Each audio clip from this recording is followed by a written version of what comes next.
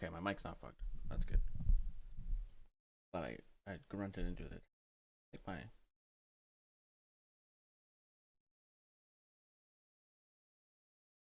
Me audio is fucked.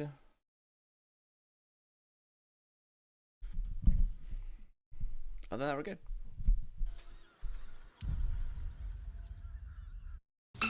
He's claiming that the biggest thing that I think I disproved in my video, which is that they covered up a We're reacting to something. assault actively and hid a rape against the victim's wishes, is untrue. I didn't even realize how much they hated you. They despise you in general. Like, around the internet, there is this like impression of you that is not real.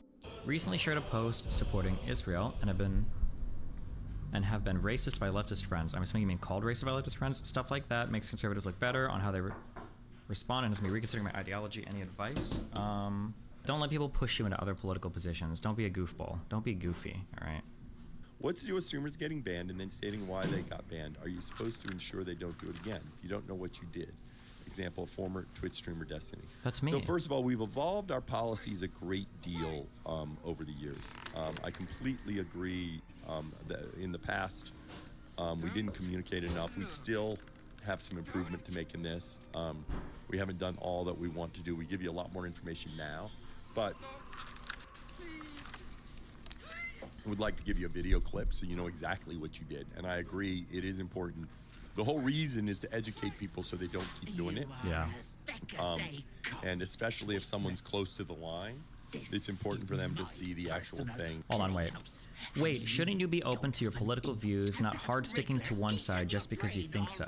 No. What I'm saying is, if there are people that are part of a group that are attacking you for a certain belief that you have, you shouldn't let those people change your entire political ideology.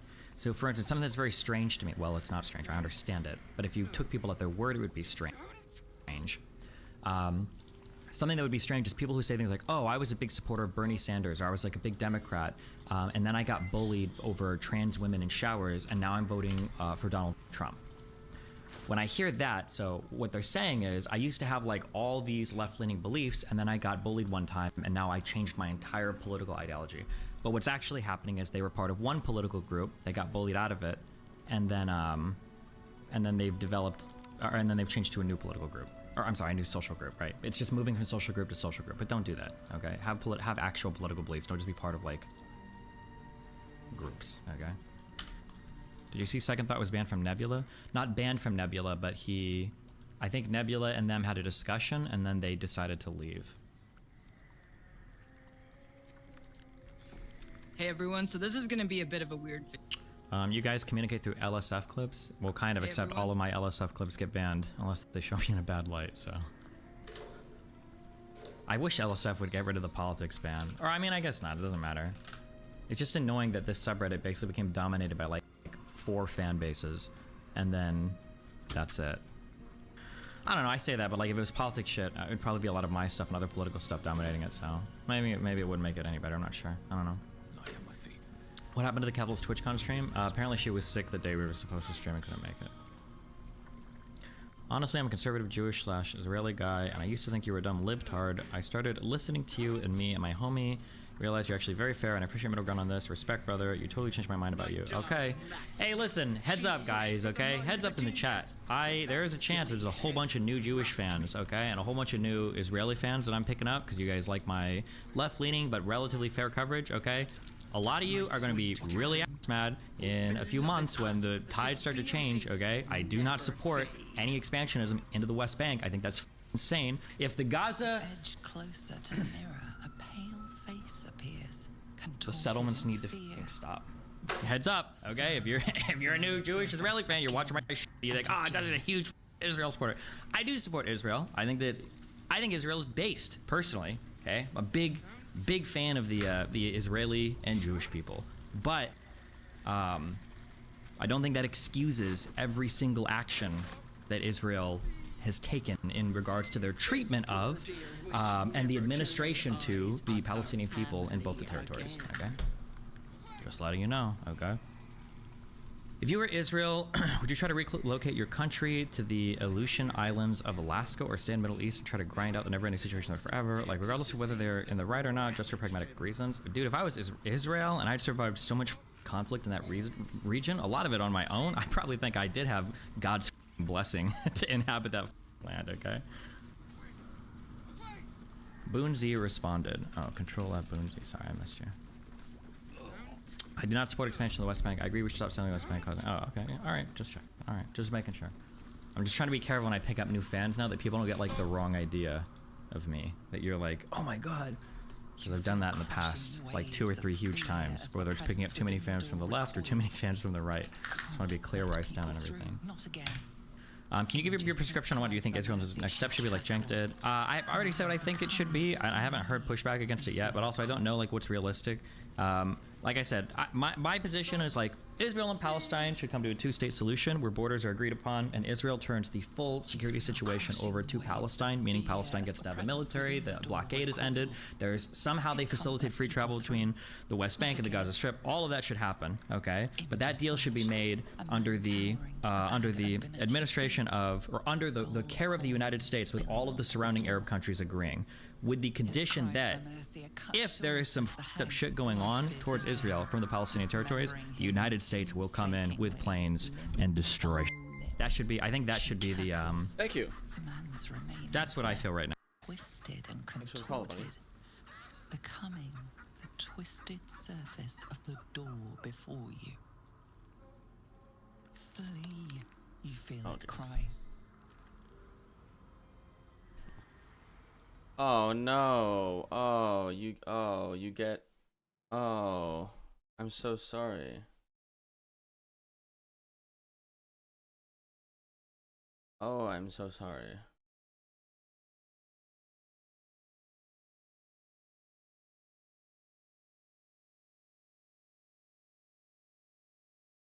Oh, which one? Which one? Which one? This one.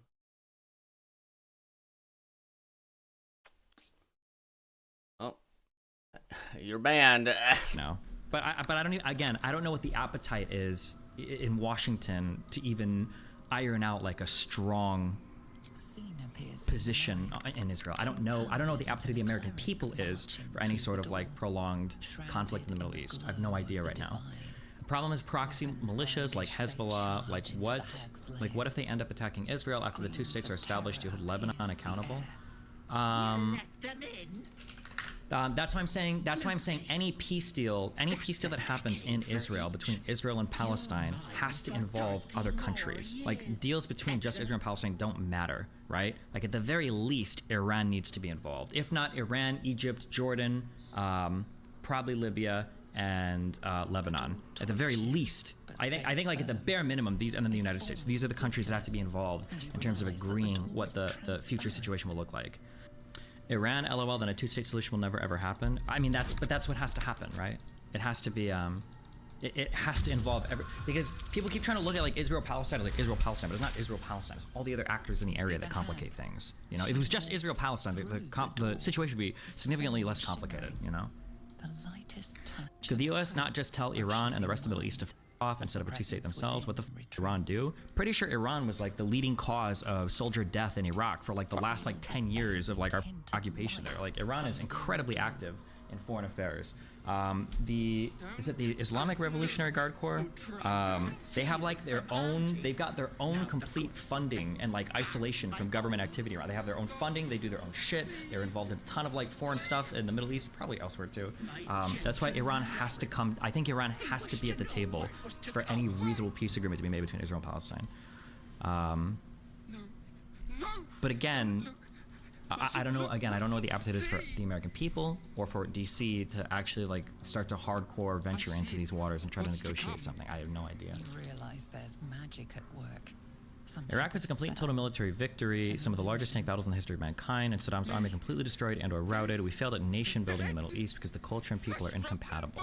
I don't know why we failed so much in Iraq in terms of the nation building part. I'm sure there's like a lot of research and write up on that, but if you were the IDF, how would you go about the counterattack? I mean, probably doing what they're doing now. It seems like they're probably doing, you warn people, you knock, and then you go and you fight, right? I mean, that's really all you can do. I don't know if I've seen evidence that Israel. I know a lot of people keep using the term like kill civilians indiscriminately. With the casualties, even with what Hamas is reporting, that's clearly not true. 5,000 that's baby numbers. Even if we accept that those are all civilians, if Israel wanted to kill civilians indiscriminately, there'd be far more death. Would you consider Palestinians lucky to the degree that they get to live in Gaza, opposed to the winner-take-all mentality of previous generation, where you normally just force people out? I don't know if I would consider anybody lucky to live in Gaza.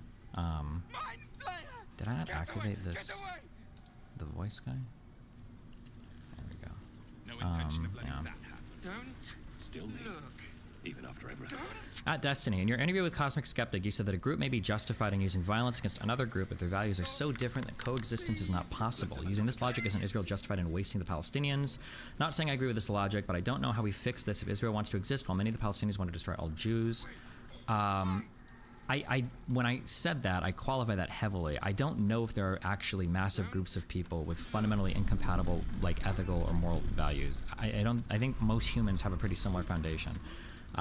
Again, if I had to guess, I could be wrong, but I still view like Israel-Palestine primarily through like a geopolitical lens, not a religious or ethnic one. I feel like there is a path where Palestinian people don't want to murder all Jewish people, I think, but I might be ignorant to, maybe there's more bloodlust there than I'm actually aware of, so I have to be careful of that, I guess, man. Seems like Palestinians should just make their state of the 40s and go from there. Yeah, I think one of the big issues that nobody talks about is the, I saw this as a talking point on Twitter a while ago, but one of the issues that nobody talks about is the fact that there hasn't actually ever been like a Palestinian state ever. I don't know historically if there's ever been a Palestinian state. They've always been subjects of like another people's, but I don't know if that matters or not, if it's relevant or not. Who knows? We'll see. Now that I come back and look at this, now this is even funnier. I think people mean this and how there doesn't seem to be an end game. Will Israel just keep expanding? This chart is even funnier now. Palestinian loss of land. In 1946, Palestine had all of this land. In 47, they had all of this land. 49 to 67, they had this land, and then in 2000, yeah, this is kind of funny. Because like in 46, all of this was just Mandate Palestine. None of this was allocated to Palestinians at all. In 47, the Palestinians rejected this. And the Israeli people actually accepted this, but the Palestinians rejected this. I don't know what the basis for this one is yet. 49 to 67? That was probably, oh, I guess that's just the borders post-war. And then 2007 might be where they're at now. I'm not sure, but yeah. It's fun. 48 to 67 is just Egypt and Jordan.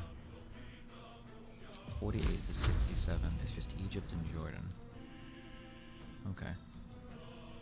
We wind up in different parts of the spectrum for different issues. So I've noticed this too, because we've had guests on that I would probably describe as tribalist left, and they hold default positions you expect to hear on Twitter, on X or whatever, or in the news, and then we'll have people like Destiny on, and Destiny will give a well thought out, reasonable response addressing the points that were made and have a real conversation about where positions are. The fascinating thing, I'm a big fan of Destiny. He's great, and he'll passionately say Trump sucks, like here's the problems with Trump, and then we'll have other conversations about culture war issues, and he's like, oh yeah, that's totally true and correct, right? When he said he got in trouble on Twitch for this, Kyle Rittenhouse was the clearest cut case of self-defense he had ever seen. Oh, there's no way Jenk is gonna co-sign that opinion. Yeah. And so, well, that's taboo in the tribal aspect of it, but you know, I see Destiny as someone, he's just a guy who sees things and forms a moral framework around news, facts, and information. We might disagree on some things, but that's totally fine. Yeah, I think Destiny is a great example of it, actually. And I was on his show. Wow, thanks. So too, and so then, even though he's to the right of me on a lot of cultural issues, so this is where the spectrum bends. It doesn't even make any sense. Right. But people in DC would say he's to the left of me on Democratic Party issues. Like even though I'm running for president on the Democratic side, JenkForAmerica.com, but I think Democratic leadership is awful. At Destiny, I will admit, I watched both you and Hassan. For a while, I felt like you were a scorned ex-lover, obsessed with reviewing content that bothered me, so I stepped back. Wow, well, thanks for subbing. I guess you've joined me in the scorned ex-lover community. However, Hassan has gone off the deep end, and I can't stand with him anymore. Forgive me and take me back. Nice. But I saw that, I think I saw on the Destiny subreddit somebody posted that too. I really do think, I don't know how many these are psyops, but I really do think there's probably going to be some people that are turning away from some of these communities. What? Do you think Jews buying land from landowners and getting the tenant farmer Arabs to leave is unethical? That's a hard one. That's something where I would have to read specifically about how those buys were done. Because my very slightly knowledgeable, my very slightly informed understanding is that it was Arab Palestinians that were selling land to Jewish people. And I mean, if they bought it, right? But, you know, if it's the fact that Jewish people are raising money from around the world, and they're raising money from around the world, and, you know, some Arab farmers are like, yeah, here, buy it, I want the money, and then they peace out, you know. Is that right or wrong? That's a hard one, I'm not sure. No, I use a spell slot. Oh, also, somebody emailed me and I missed this. This would have been an interesting response to Lycan. Jews did not seem like they had much positive influence in like the 20s, 30s, and 40s. They were just some incredibly persistent pro-Zionist people that were like pushing people and trying to pressure people to like make Israel. It wasn't like a I think there was a quote. This would have been a nice quote to counter his Truman quote. Oh, I went down and I read. This is what the respective leaders of countries said when it came time to voting for. I think it was the UN partition plan. Truman later noted, the facts were that not only were there pressure movements around the United Nations unlike anything that had been seen there before, but that the White House too was subjected to a constant barrage. I do not think I have ever had as much pressure and propaganda aimed at the White House as I had in this instance. The persistence of a few of the extreme Zionist leaders, actuated by political motives and engaging in political threats, disturbed and annoyed me. Yeah, I thought that was kind of funny. This guy, India, was super ass mad about it. He said the Zionists had tried to bribe India with millions. At the same time, his sister, Viaji, I think she got like threats or something, or that her life was in danger unless she voted right.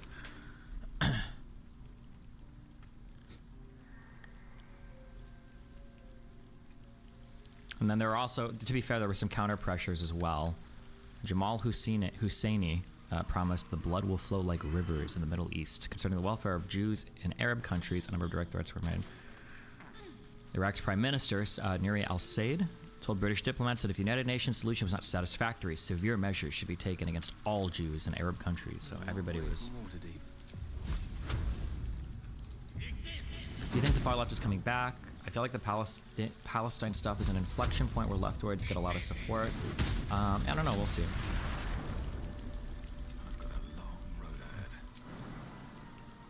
It's also pretty weird that Palestinians have spent the last 7 years trying to destroy the Jews instead of just building their own country. What do they expect would happen when the neighboring country gets sick of them trying to wipe them off the map? Maybe, we don't know that yet, but okay. Hold on, let me do messages real quick. Destiny, research from the US recommended against a Jewish state at the time. The idea that the West was behind supporting Israel is absurd. Yeah, I know. Aaron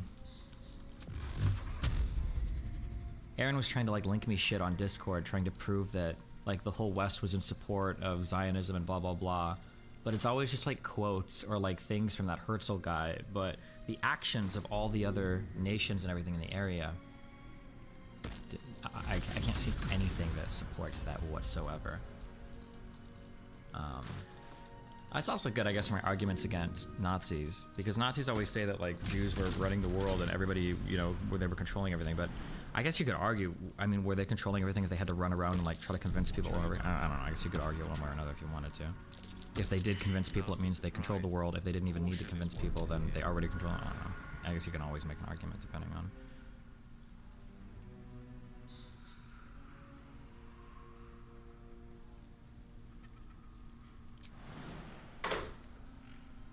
As a right-wing Israeli, Israel isn't perfect, and mistakes do happen, but there is no symmetry. Palestinians commit way more attacks against Jews than the other way around. You can look for a comprehensive list of terror victims in Israel. Maybe. I mean, the death counts, right?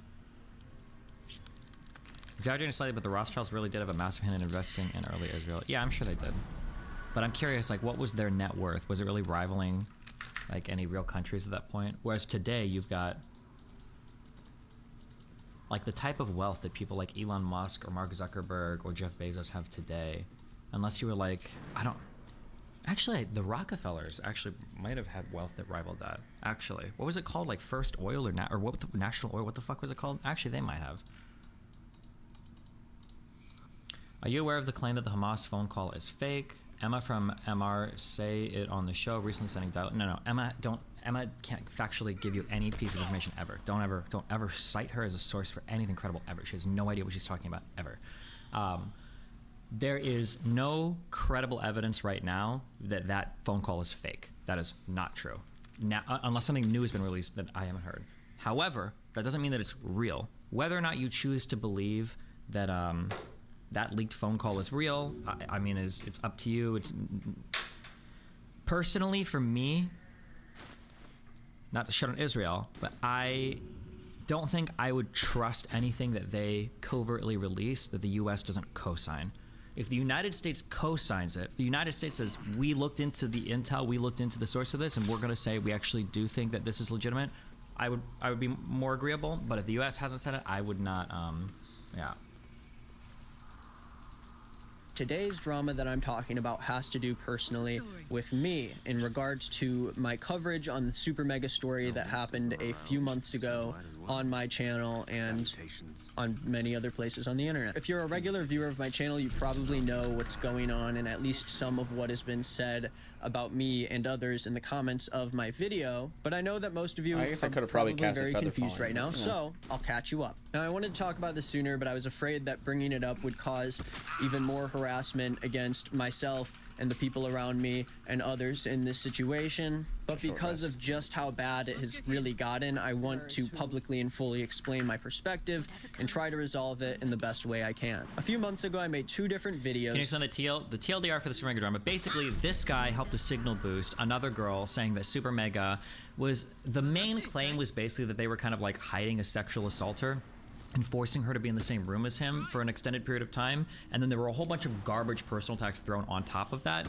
Green is not Nick decided to support the girl originally because he says he believes sexual assault victims, blah, blah, blah. But as you dig into it more, it seems like this loser just had like a personal vendetta against Super Mega because him and a bunch of other people, for some stupid reason, they just don't like them. They're ex-fans, like dumb shit like that. So he basically turned like what was kind of an essay allegation against somebody that Super Mega was protecting and basically used it as like a personal vendetta to go at Super Mega for a bunch of shit. But the problem was like 95% of what he said in his video was a straight out fucking lie. It was fabricated. They were half-truths. None of it lined up. He didn't reach out to the other people to try to confirm or verify anything. All he did was he took it at face value from his friend that these other people were horrible people. And what's more, he even explicitly said, what's more, he even said in the video, bro, that was my friend. She was SA'd. Of course I'm not gonna do my normal research. I'm not gonna try and find out what the truth is. I'm just gonna believe her. He like said that verbatim. It was an insane statement. Wait, did he just admit to being a biased partisan hack?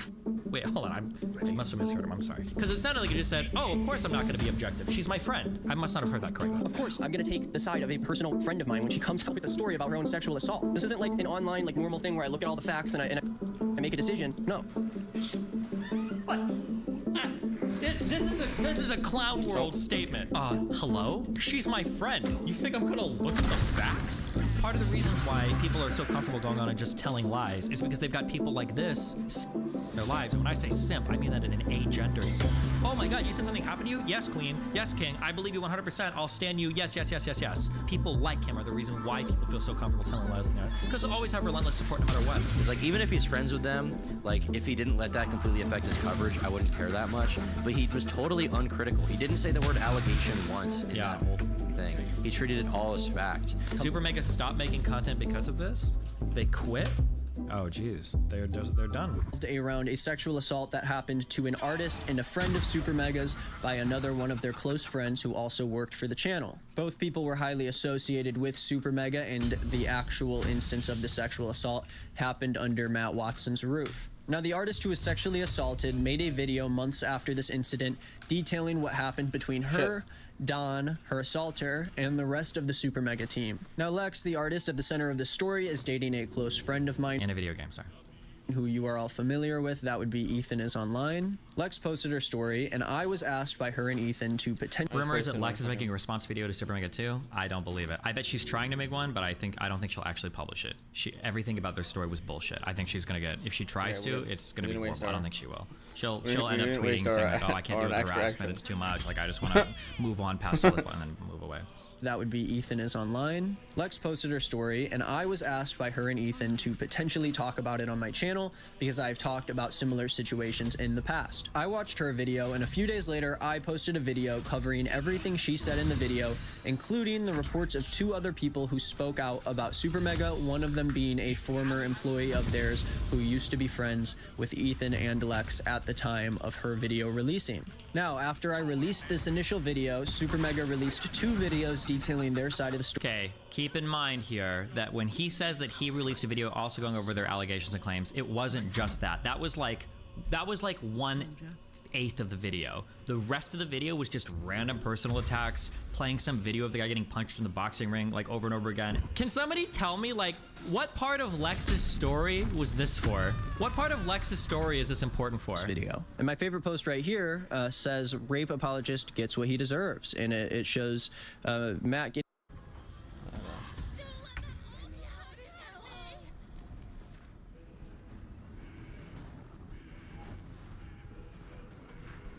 Yeah, well, she's wet, and she's not wet.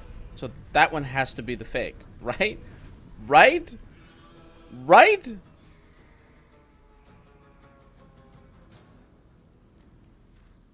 Can't slow down. I'm almost certain that's true. That has to be. How far can I go? Can't give up.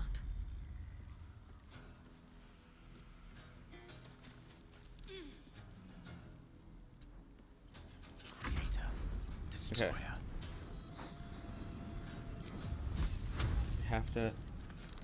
Have to assume. Okay. Last time I got this fucking wrong. I'm pretty sure this is right, because that one's wet, so she came from the cage, right?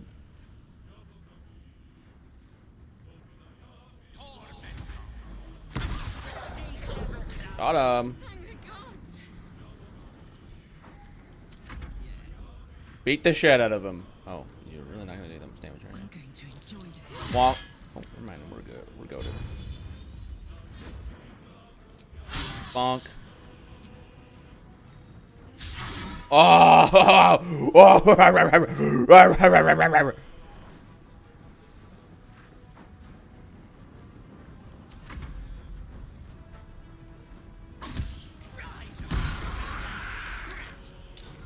Okay, I need you to...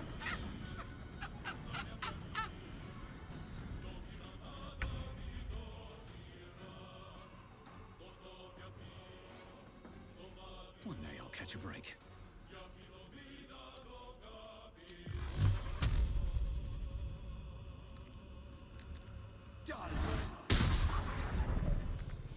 I missed? Both? What? Talk to me. Fuck. The fuck? Gonna do damage to me now. Oh. Got to press on. What happens if I just fire it into that area? That has to be targeted. God, I hate doing that though. Oh, I can just silence.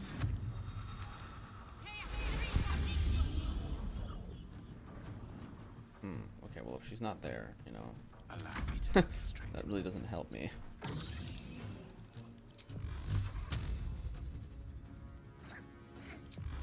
don't really know what to do with this. I don't want to waste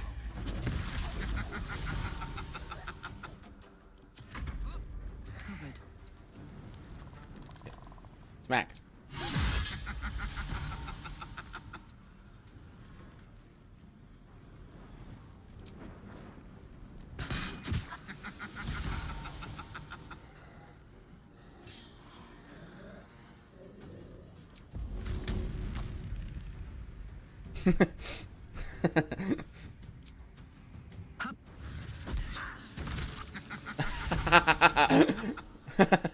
Okay, I got her.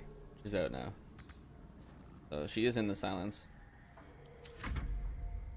And you need you to like run away, lady. Oh. Yes, not in the silence. No!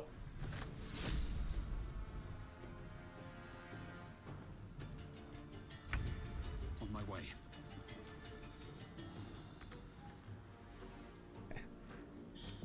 Well, there goes a big damage dealer for the time being.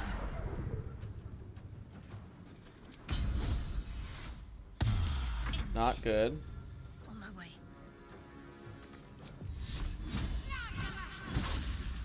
Fuck, I missed. God damn it. Let's go. How fucking cringe is that? Incoming. Good job.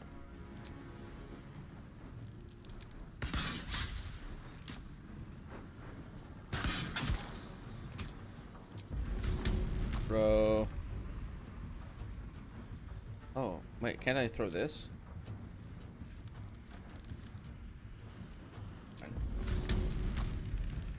Handy. Run it.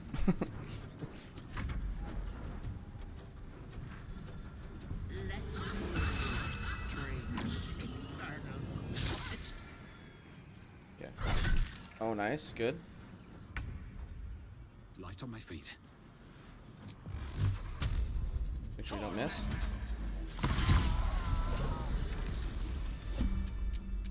Well met. I am a magical projection of Gale of Waterdeep, and if you see this manifestation, that means I have prematurely perished. However, for reasons that cannot be disclosed, it is of vital importance that my death be remedied at your earliest convenience. You may rest assured that I do not speak out of self-preservation alone. Many lives depend on my return to the living within the span of 2 days. I trust I've made myself clear. I have upon my deceased person a magical item that can accomplish my return. But such is the value and rarity that it is protected by a multi-layered security protocol. I will now explain the protocol. Step 1 is to retrieve from my person a pouch I wear over my heart. Next, you must unthread the purple seam that seals it in a counterclockwise fashion. Do not touch any other colored strand. Inside the pouch you will find a folded letter and a tiny flute. Unfold the letter and note the markings in the top and bottom corners. These are the notes you will need to play. Starting from the bottom right, play the notes in correct order, clockwise this time. Upon completion of the tune, a magma method will appear, which will pose the following question. Iskcha Chisnaga. This is Ignan for what is my name? The answer is Kasitrak Ash. Pronounce the name correctly, and the method will breathe on the letter. Stay clear, because the little scamp can melt metal.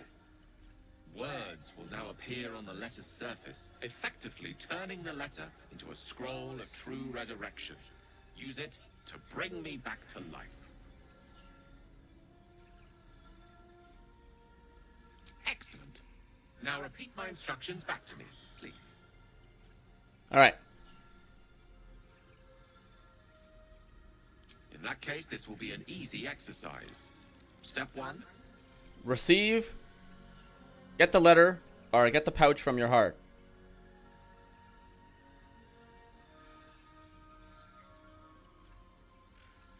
And next? Unravel only the purple strand. Scarlet seam? Purple seam? Oh, fuck. Scarlet seam or purple seam? Right. You then have access to the letter and the flute.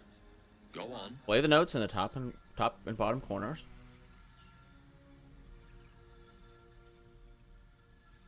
Oh. Did I play the notes in the bottom right or bottom left? Wrong. It's bottom right. Thank you, Carlac. Sorry. Quite right. You start at the bottom right corner and remember to play them clockwise. After that? Correct. But pay attention to the trap part. Kh is back of the throat. And so we have gone through the necessary steps again. Let's hope practice makes perfect in the end. Best of luck with the protocol. May my cold, dead hands soon be refilled with the warmth of life so they can shake yours in gratitude.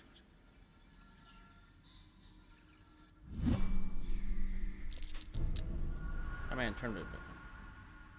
Okay. Who has the note? Attention. There's no time to waste. Gail's pouch. Good to you. Never a dull moment. Alright. Open the pouch. The pouch is sealed with differently colored strands of thread. Purple.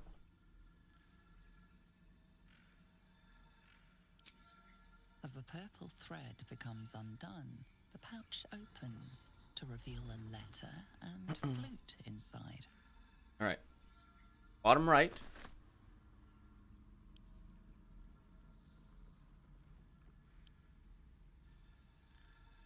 This is the flute Gale kept on his person.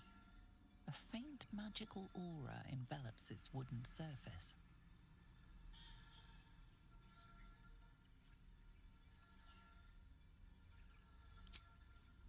The flute awaits with bated breath.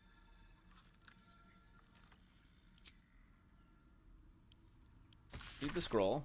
The page is blank except for 4 letters, one in every corner. In the top left corner is an A. In the top right corner is a D. The bottom right corner is a D, and in the bottom left corner is an E. So, bottom right first, and then go clockwise. In the bottom right corner is D, so you go D, E, A, D. D, E, A, D, D, E, A, D.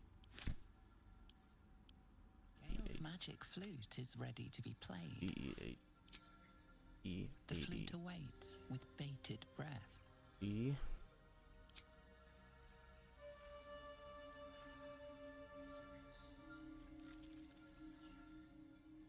E.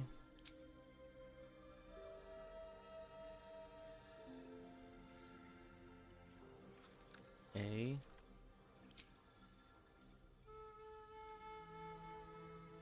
E.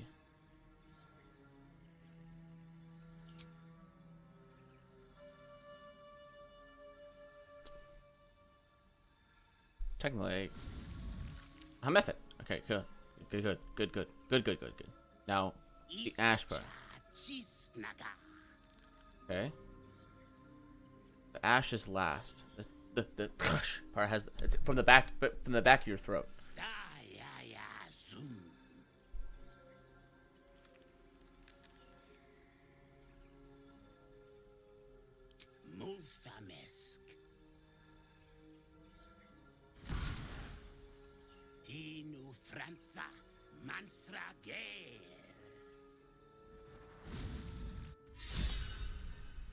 Okay.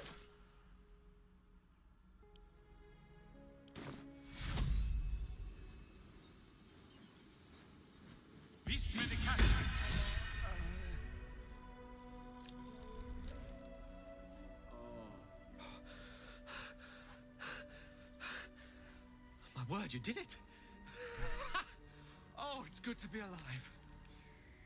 My hands are still cold, so that handshake will have to wait, but in the meantime, thank you.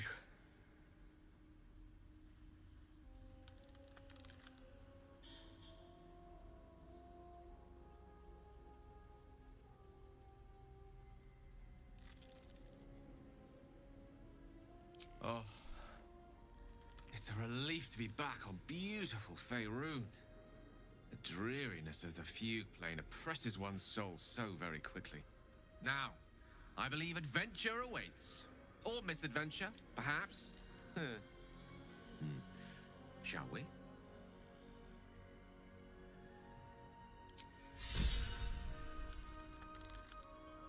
Okay. Grab Karlach's boots.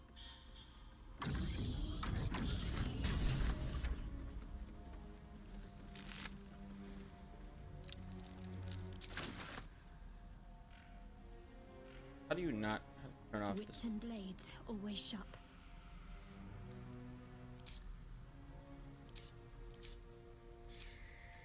I don't need to break concentration, but can't I just tell her to break concentration?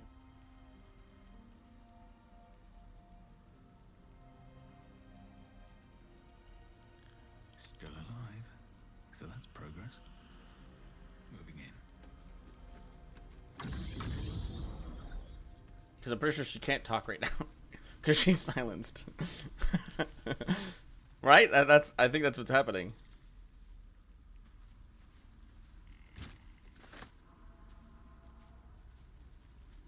What's next? How do I break the spell? I'm so... I don't want to cast another one.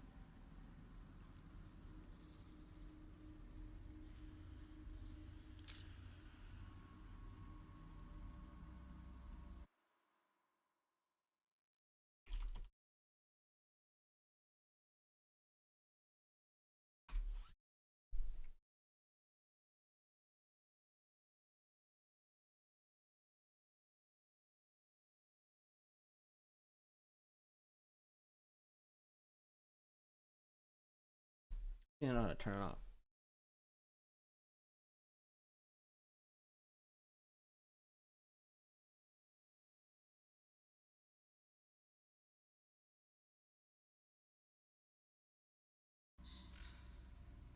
God damn it. Okay.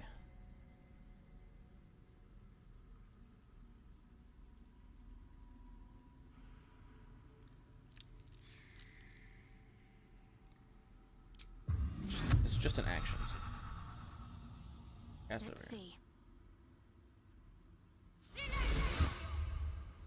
Have a lot on my mind.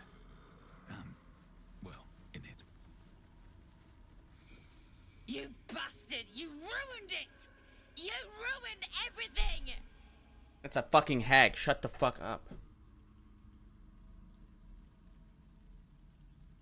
You want thanks? A slap is all you deserve. Ethel was going to bring my husband back. Back from the dead. And now I'll never see him again. Because of you! How traumatizing that she just watched me resurrect somebody. Right beside her. She would have. I had everything figured out. Just a bit longer and my child would have been born. And all this would have been over.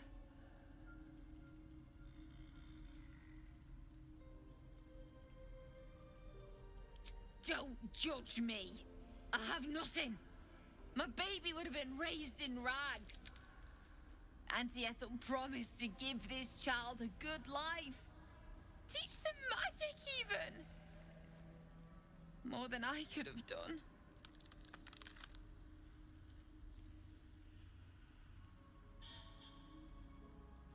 She said I'd make a bad mother. I think she was right. Now I'll have to drag Connor's coffin all the way home. It's the only way this child will ever meet their father. I hope you're happy. Yeah, I am. Mostly because, a hag with a baby is probably not good. You know, I have a feeling that it's not good.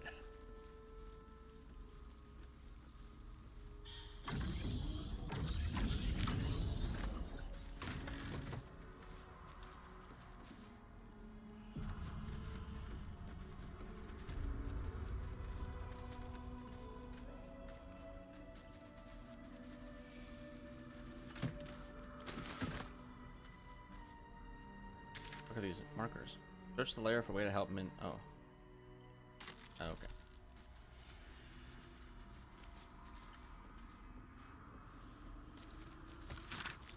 Watches of anchor splatter in this unfriendly litter. Sister Tears, are you feeling alright? Petal, I can't believe you let some pup give you the slip. I'd be mortified. Worry not. My red caps nabbed the bugger, taking their sweet time with him.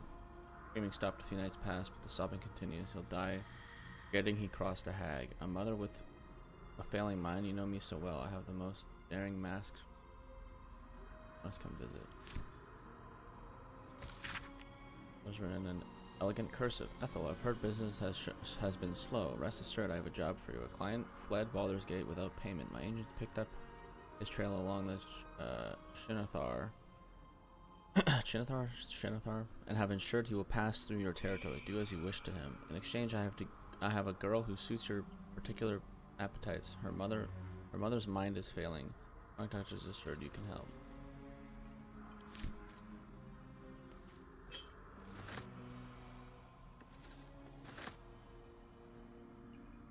A wooden bowl. Food. Looking ahead. Bottle. Mask and stuff. What's... Measuring. Fail life make it easier for the wearer to succeed death saving throw. Okay, interesting. Damn, it's good to be Wearing alive. anything? My You wearing face anything? protects me. Not, but you should be wearing it. Is that blood? No, never mind. Don't think- Whatever. One day I'll catch a break. Yes. Butterflies in this. Must.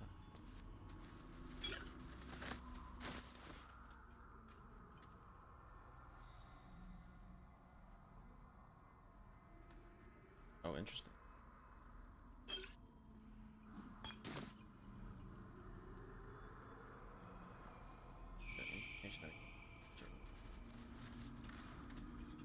Staff of Crones. That's a what? It's a quest item. Ray of Sickness. Bitter Divorce.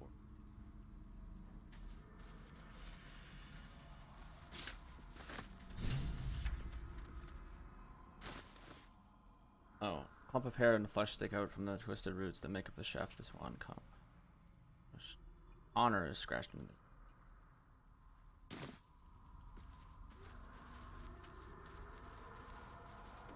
This mushroom circle. I don't remember where this goes, but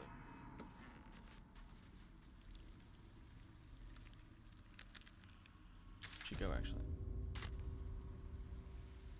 Oh wait, I should probably.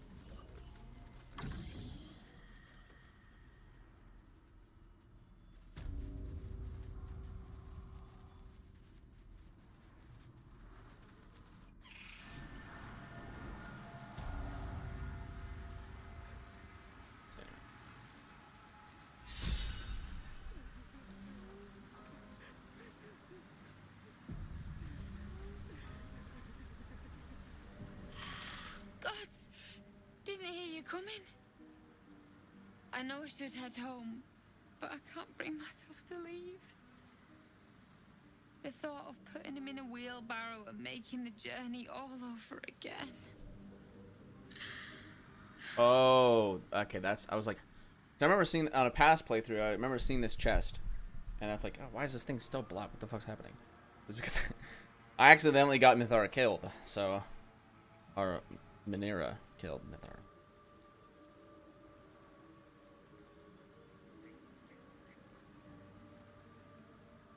What? You can? You feel a surge of power from the wand. The air suddenly tastes acrid. It wants to be used. Bring it back. Bring Connor back. Please.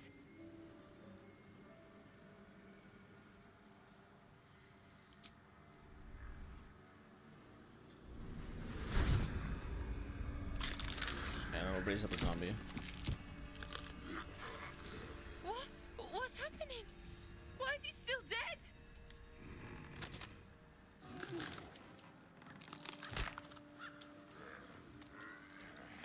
You feel something pull at you.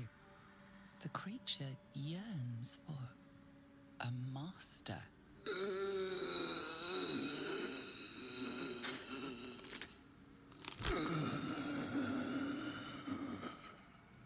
What have you done to him?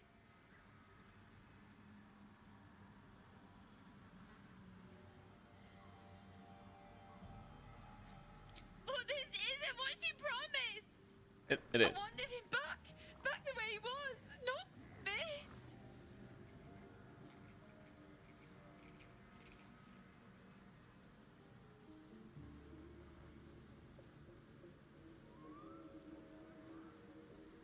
Connor? Connor!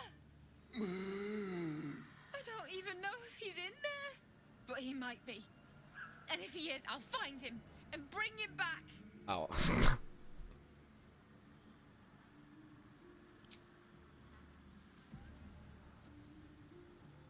Thanks. But we'll need more than luck. A bloody miracle, more like it. I'll find a wizard or something. Maybe someone in Baldur's Gate can help us. I mean, Gale's right there. I always said you can find anything in that city. Remember? And thank you, I guess. Come on, love. Let's go. Wasn't the best idea. No turning back time now.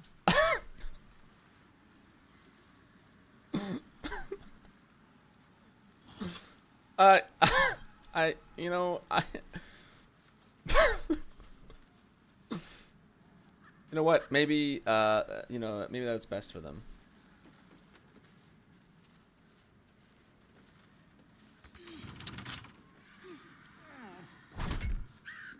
Why lockpick the door when you can break a door?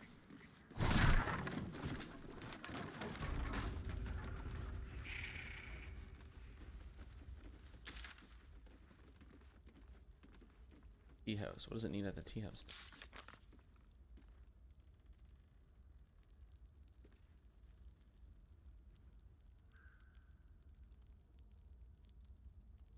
Finish the master weapon. Find the night song. Investigate Kaga. I did this. We defeated the Trojans. Oh, I gotta talk to Zevlor. Beat the goblins. Save the first druid. The goblin. Rescue Granger Root. Like secrets. Find the Cathedral. Yeah, see it's completed. Get on help from Ethel. Help from. It's saying it's case of death completed.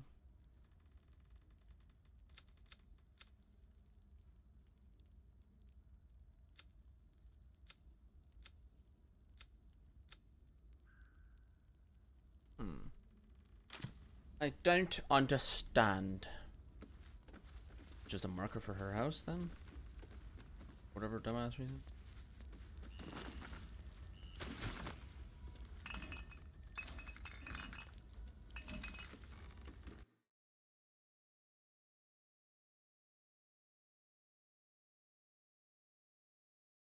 Oh, see it. Tea house quest marker won't disappear. Imprama. This here on full race. I gotta go away using the underdog entrance in the tea house. You'll need one of the wisp. Oh, that's actually why. It's not a quest line for the tea house. It's a quest line for getting to the underdog. That's right.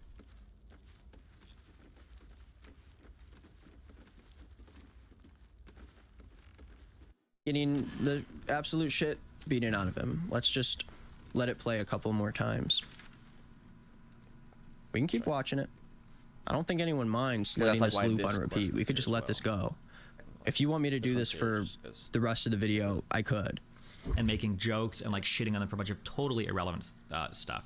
Wait, Lex donated in chat? In YouTube chat? Wait, in his or in mine?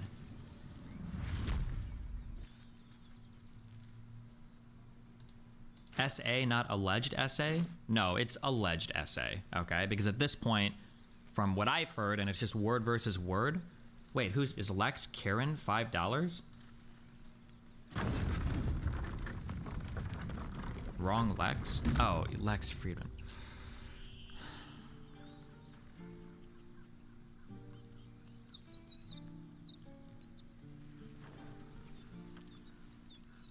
Story where they admitted their faults in a lot of areas, but also provided evidence as to why they believed that a lot of these claims were made in bad faith to hurt their channel, specifically targeting Layden's response as a highly falsified story that could not be— Oh wait, is the girl's name not Lex? Wait, I thought it was Lex. It was Lex, and Layton is the gay guy, right? Hold on, you guys are like gassing the fuck out of me.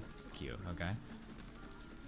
channel, specifically targeting Layden's response as a highly falsified story that could not be trusted. Now, in one of these videos, Matt Watson claimed that a lot of these channels speaking out against them were directly tied to Layden, and even made the false claim that I am close friends with Layden, pushing the narrative that he was just a disgruntled ex-employee who orchestrated these people to speak out negatively against Super Mega and ruin their career. Now, I want to expand on my feelings on Layden and the way that I think he hurt Lex's story and the reputation of so many people around him, but I will come back around to it after my summary. A major point of Super Mega's videos also focused on comments made by Lex and Layden about Matt and Ryan's late friend Daniel, who took his life several years ago. Specifically, Lex and Layden made claims about hearing Matt and Ryan call Daniel a coward, among many other things, and talked about how it changed the way they looked at Super Mega. But in their response, Matt and Ryan talk about how their feelings of grief around their late friend should not have been a part of Lex and Layden's statements, and they felt like it was extremely inappropriate to bring this up and use it against them. Now, I believe this part is important here, and I will be expanding on it later in the video, but I just want to make it clear that Daniel should not have been mentioned in anyone's videos about the situation, including Lex. Because it was a part of multiple stories that I was summarizing in my video, I, of course, decided to include it as valuable information, but the purpose of my video on Super Mega was to highlight the stories that were told, not give my own personal story on the situation. Bringing up Daniel was purely part of reporting that story. Sneeko was right about this guy. No, like, bro, there's gonna be no accountability. He's not gonna take, like, it wasn't just like, I was just reporting a blah, blah, blah, blah. This guy was celebrating, okay? This guy was celebrating their downfall. He loved it. He was like, fucking, like, you see the video angle that he has now? The video angle when he made this video was like 5 inches higher, okay? Because he had to create room for the throbbing erection that he had when he was like gleefully recounting every single random piece of drama that he possibly could on the first video. For him to come back like, oh, I was just dispassionately reporting on the facts as they were told to me. You know, I was only relaying it. And, you know, in retrospect, like, it's such fucking bullshit, dude. What do you want? Shalom. What do you mean, what do you want, motherfucker? This is my shit. Guy, dude. Why do you make me? I don't even care about this shit. Now you got me all riled up over this stupid fucking bullshit. Where's the egg? Anyway, Am I on yeah, drugs? it was a really bad response. I don't even know if I'm gonna personally post a response to it or anything. Just because, I mean, I feel like the comments kind of get the idea already. If you look at the comments, like, they are fucking tearing him apart. It's crazy. Overall, it was extremely frustrating to see him kind of like. He likes to do this thing where he has like a very impartial tone, and that makes people think that, like, oh, he doesn't actually care, but he clearly does care. He clearly is malding in this video. Just because he does like a low vibrational frequency desert for pussy voice doesn't mean that he's not mad. This entire video is basically him trying to say like, oh, well, I was being impartial. I didn't really care. Like, bro, you were playing videos of them getting punched like, in that boxing thing over and over. Yeah, we can watch this as much as you want, guys. Let it play. Yeah. Let it play. Yeah. The original video title was like, Super Mega is full of horrible people. Like, that was like the original, yeah. Exactly. To act as if it was just reporting is ridiculous. And he does sort of make like a few non-specific statements here about how he like should have not done a few things. Like, he says he shouldn't have mentioned Daniel Kyer, the guy who committed suicide. But what he doesn't do is walk back to the most important thing, which is the thing that is provably false in my eyes from my video. Wait, what was provably false? Which thing? For my eyes, what's provably false is that they covered up sexual assault. They did not cover up a sexual assault, right? What Matt and Ryan did is they respected a victim's wishes to not out a story against her will. That's what they did. Sure. Yeah. And Nick is claiming in this video to this day, which is I think what he's going to get the most for. He's claiming that the biggest thing that I think I disproved in my video, which is that they covered up a sexual assault actively and hid a rape against the victim's wishes, is untrue. Like, that is completely untrue. That is also, I think, not to be demonstrably untrue. Super edgy, and I can understand if you don't want to go here, but to be clear here, the sexual assault that we're talking about is she was giving him a blowjob. He pushed her head down. She said, "Please don't do that. I don't like that," and then he stopped doing it. Right? Oh, I can use it on the mushroom. Her account is that he didn't stop, and she just. Oh, her account is that he kept pushing. He kept going. Okay. Her account is that he kept pushing. His account is, yeah, basically what you said. Okay. So it depends on like which person you want to believe. Okay. But to be clear, like up to leading in that, like the blowjob and everything was consensual, but it was whether or not he pushed her head too much. That's the SA part. That's what we're talking about, right? Well, that's the thing. It depends on the account, right? So the account from him is the blowjob was consensual, but pushing down too hard and like hitting her cold sore is what upset her. Her account is like he asked her for a blowjob, she said no, she said no, she said no, and then eventually she just gave in basically because he was like big and scary. I guess is her explanation, right? Okay, yeah, okay. All right. And so it kind of and like forcing her head down, I think was another claim she made. So it depends on who you want to believe. I just think like whether or not that is true, the damage done by all these people to the story already like rips away a lot of their credibility. Sure, yeah. Also, wait, did she mention having a cold sore? He said she had a cold sore. I don't think she mentioned that. Oh, okay. Don't get blowjobs from people with cold sores. You know that, right? Isn't that herpes? Yeah, HSV1, and you can get that on your genitals. So unless you already have herpes, don't. Yeah. Well, I appreciate the advice. I will take that heavily into consideration the next time that happens. No problem, dude. but yeah, like the video is just straight up trash. Straight up like terrible trash. It's downplaying his involvement. It's downplaying the fact that like he like acknowledges he's like, well, yes, they did approach me. Lex did approach me and ask me to make a video, and I said I could cover it on my channel. But at the same time, he's like, but it's crazy to think there's any conspiracy to take down Super Mega. He downplays any personal stake he has in it. He downplays. He's like, well, how can I profit off of it when I didn't make money off of it? And it's like, well, you get views, you get stuff like that. He's like, well, my other videos do better or whatever. And it's like, well, it's still got like cumulatively 2 videos, 1.3 million views, I think, in total from those videos combined. Quite a few views. The biggest win, I think, is that he did unlist the videos, which he says at the end. The prior 2 videos are unlisted or private them. Unlisted, so they're not going to come up in the algorithm. Okay. Which, at the very least, when you look up Super Mega, you're not going to have Super Mega is full of horrible people in the search results, which I think is a win. I think that's a win. Sure. But yeah. Also, she overall, after the sexual assault incident, she continued to date the guy for a year, right? I don't know if it was a year, but it was a considerable amount of time. Yes. Yeah. Okay. Just curious. Okay. Yeah, it was quite some time. Oh, what is this? Hold on, I've just been linked. Turkey Tom is 18 and his girlfriend at 5YB3R is 17. Is this true? It was true 3 years ago when I was 18. So you're a pedophile. Okay. I know exactly, right? W Riz. Yeah, me and Mr. Girl have been in the DMs a lot. We've been talking about. I have inspiration. I forgot about that. I'm just trolling, chat. I'm just trolling. Oh, you're good. Anyway. Yeah. The video overall from Nick. Thanks, I think Damn Gina, for the 10 he also subs. mentions a few other situations like Gus Johnson in the video. He talks about how like victims are brutally harassed. Have you covered the Gus Johnson thing? Are you familiar with this? Dude, I got so triggered watching that Sabrina video. The fact that she did an ad read at the end. Oh my god. Yeah, there might have been more info that came out that I missed or something. That makes Gus like an actual like really bad person, but everything, even from Sabrina's video, Gus seemed relatively reasonable, except maybe he could have been there for her more during some of the hospital stuff, but right. Yeah. So Nick covered that situation. Oh god. And, my understanding, and I'm sure he probably took Sabrina's side 1,000,000,000%, right? Not only that, he condemned this guy named Pay Money Wubby who did an interview with Gus, and he was like, "You can't do that." Okay. And he was like saying you can't even have a conversation with this guy. I don't know if Sabrina specifically knows Nick. I don't know that for sure. It wouldn't shock me if she did, but yeah, this guy's like history of covering stuff like this is abysmal in my opinion. And I think he should just stick to maybe just fucking off from the internet for a while. He said he's going to be back Monday making new videos. At the very least, I would like to see him not cover like pressing allegations because he clearly has shown he's like irresponsible with how he handles it. Yeah, the Sneeko thing, he even brings up Sneeko in this video. He's like, I know what it's like to be harassed. You know, when I called out Sneeko, I was harassed for months. It's like, oh my god, really gonna play the victim on that, bro? Like, Sneeko got banned. He can't even he's gone, you know. So yeah, this guy just sucks. It's like the epitome of like commentary community shittery. Lex is also apparently making a response. Morgue Pie also responded where she straight up lied about her involvement, by the way. Yeah, Morgue Pie is like, oh, I didn't know any of this would be anything. I was just kind of like chilling. I didn't know, blah, blah, blah, blah, blah. Which is not true at all. That's a fucking lie. Yeah. I would be surprised if Lex actually releases a video. I would be really surprised. I know she's making a response. I don't know what that response is going to be. It might be I feel like it's going to be a tweet like, oh, I just want to like move on from this. It's too much and blah, blah, blah. Bro, the level of like, hold on, I'm trying not to go full incel. The level of pretty girl entitlement to be complaining about having to clean up a place that you're allowed to stay in for free while you're too lazy to find another place to live while you buy a $40,000 Jeep and go on a month-long vacation through the United... Like, bro, all of that, those facts taken together alone make me hate this person.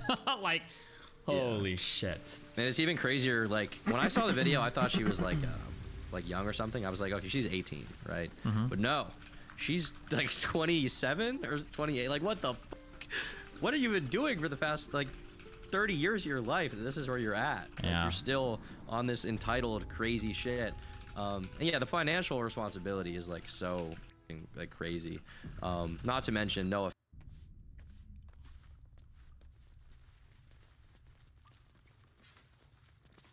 I'm told the druids have stopped their damn chanting. What happened? Truly, Ilmater's ashes. I never thought she would actually see reason. Thank you. We still have the goblins to contend with, but you've given us time to prepare. I need to ensure my people make the most of it. But here, left over from my soldiering days, it's sparse thanks for what you've done for us, but gods and goblins willing, I won't need it again.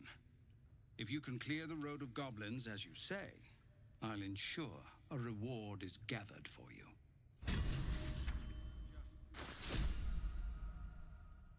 Hellrider's Pride. Helm's protection. When you heal another creature, it gains resistance against bludgeoning, piercing. God. Shadowheart!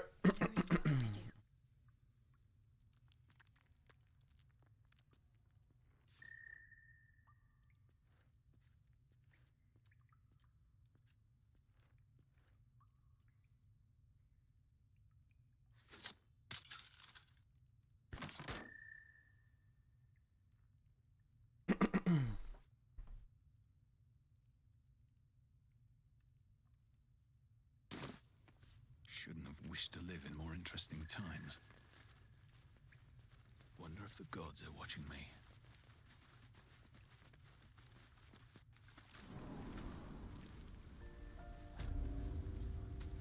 Easy money.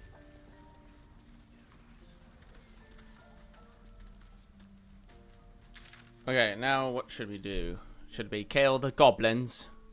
Should we kill the final goblin? I'm not sure there's much else for us to do here.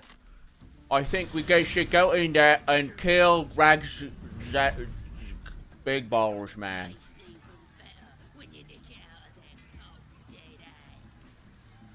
But the real question is, do I want to kill him with cheese or do I want to kill him normally? If I kill him with cheese, it's extra fun, but I miss out on that big hammer of his. Now, the counter to that is his big hammer is kind of fucking useless. I'm not even sure it does more damage than the thing I currently have in Karlach's inventory. So really, is it even worth it? Is it even worth it? I'm not sure.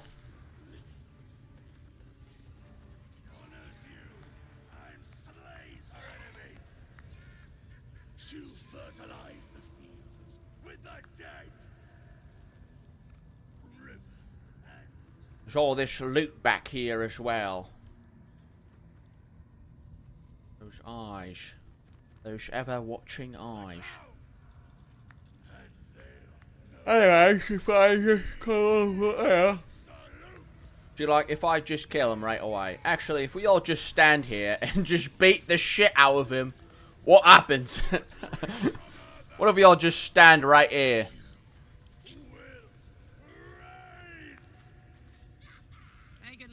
Yeah, you can stand here. Gale, I need you to ungroup, and you can... Actually, Gale, go up here. Go all the way up here. Actually, no, because you might need to shove all these fucking losers down. Actually, I wanted to go get the spiders. But the big issue with the spiders is that they don't help me with this guy here. Alright, Gale, you're caught up. Well, should you, or should I try to get these guys to be shoved? Let's shove them. Shoving is much more fun. Alright. Time for turn-based mode, and there's perhaps a little shade in there that my voice is making my eyes tear up. Don't know why that's happening. Maybe I'm just crying because this game is so good. Alright.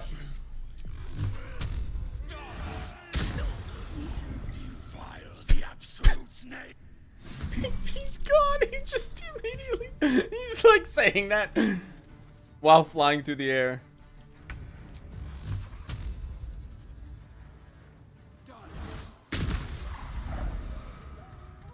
No more war drums. Have to keep going.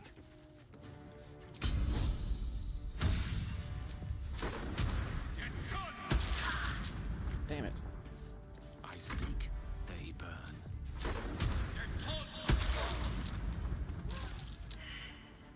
Need to act fast.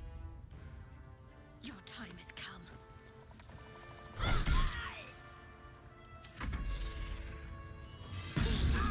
Owie. Counter spell. I ain't letting you cast a spell. Uh-oh. Don't run away.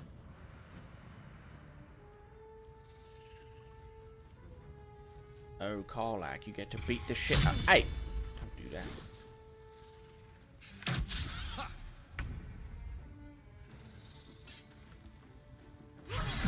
Bonk.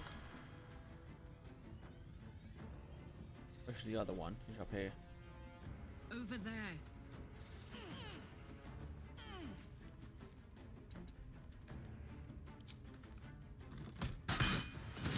Oh my fucking god.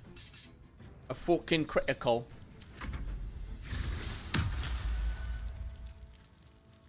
Oh, god damn it. Oh yes, get closer to this. Yes, Hex Wisdom, Karlak. True, dude. Good one.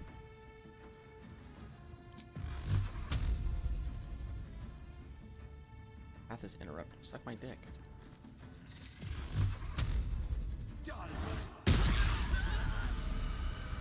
Another one bites the dust. Right, I'll just do it this way. 1, 2, 3. 1, 2. Neither of them fucking died. Why can't you just walk here? You know how much fucking easier that was? Oh, if you try to run away. Good. Oh, somebody else noticed. Warrior Bez. Tactical. When the cock and balls is Warrior Bez.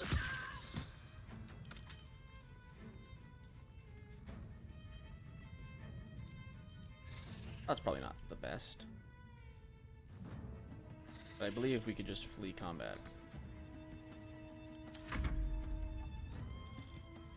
Dash. Don't waste a step.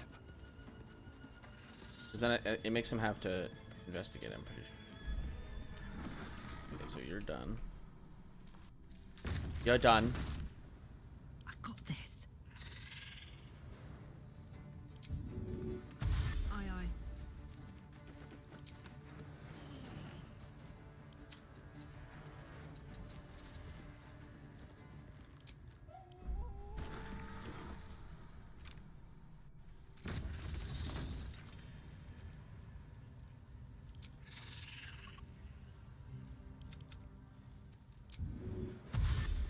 On I go.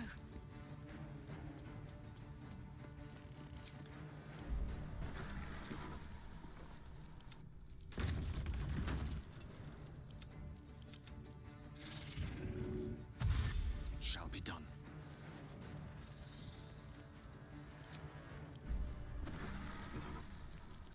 All's well that ends. Not as bad as it could have. Another step forward.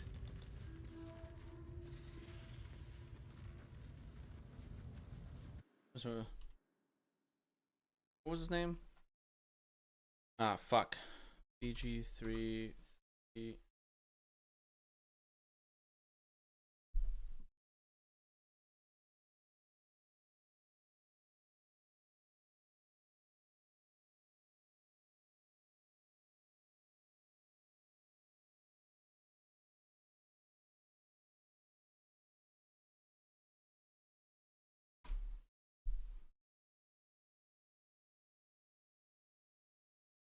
Drops a magic warhammer and a key to his treasure trove. Party has a war magic warhammer. I can use.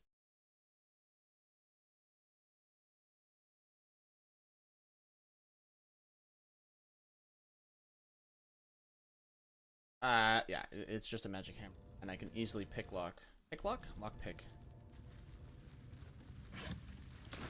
Really, it's inconsequential.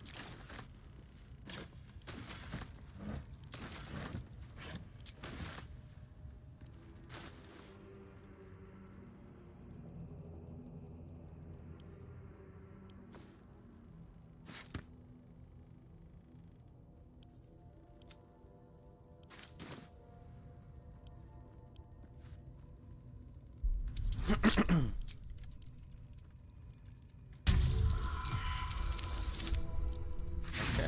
good one. A 3 is like, you know, 9. You know what? A 9's, you know, even good. Or all right, a 14. You know, that's a number. That's a number on the die. That's for sure. Okay. Okay, let's try something else here, okay? Let's just take control of Gale here. Wicked, I see. And if we just do this, does it just unlock? Right, what now? Alright, there you go. Much better. So we got Gloves of the Growling Underdog. Underdog Bravery. The wearer gains advantage on melee attacks while surrounded by 2 or more foes. Okay, is that considered armor? Spring Step Boots. When the wearer dashes or takes a similar action during combat, they gain momentum. Of Saloons. Chosen. Okay.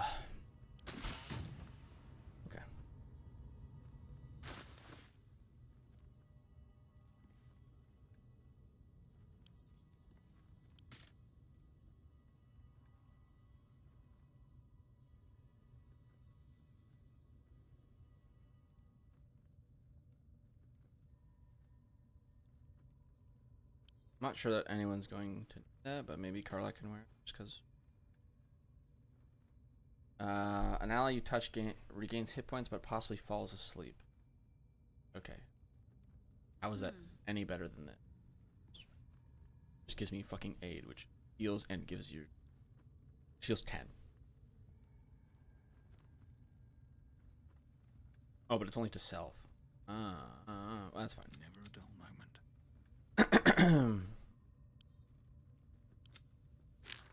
Plus, Shadowheart wouldn't like wearing that.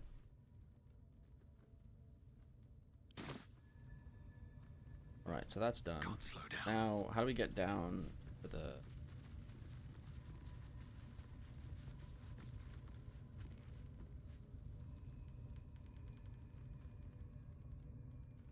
I want to get down below, but I don't want to die.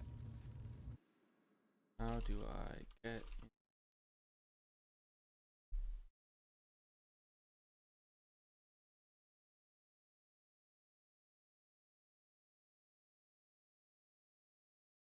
Offense, but the omission of the fact that there was like Pretty easy to polyamorous get relationships going on, That's what I think is important for how things got even more complicated here. Oh yeah, because one of the claims too was that like one of the Super Mega guys was cheating on his girlfriend, and that's not true at all, right? Yeah. Yeah. So yeah, it's not true. But what's even crazier to me is the fact that she is the one calling that out, and it must just be projection to me, right? It must be like maybe she feels guilty about it or something. Maybe she feels guilty about spending a night in a hotel room alone with Ethan. Like right after breaking up with Dawn or something, like maybe that was it, and so as a result she's like projecting that onto these other guys. I also found it fucking in this video, Nick is like, Matt and Ryan have admitted to their faults in this situation. Well, they did admit to fault, but not the fault that Nick thinks that they should admit to. Like that's the difference, and he never says that. He also says like Ryan said he shouldn't have a platform, and you know he admitted to sexting fans, which is horrible. Like Oh really? my god. What is up with this? Okay, what is up with this sexting fans shit? This is crazy. People are going There's crazy. like if you with go the on like sexting the fans very thing. extremist area, like people think that like any sexual contact with fans is like immoral.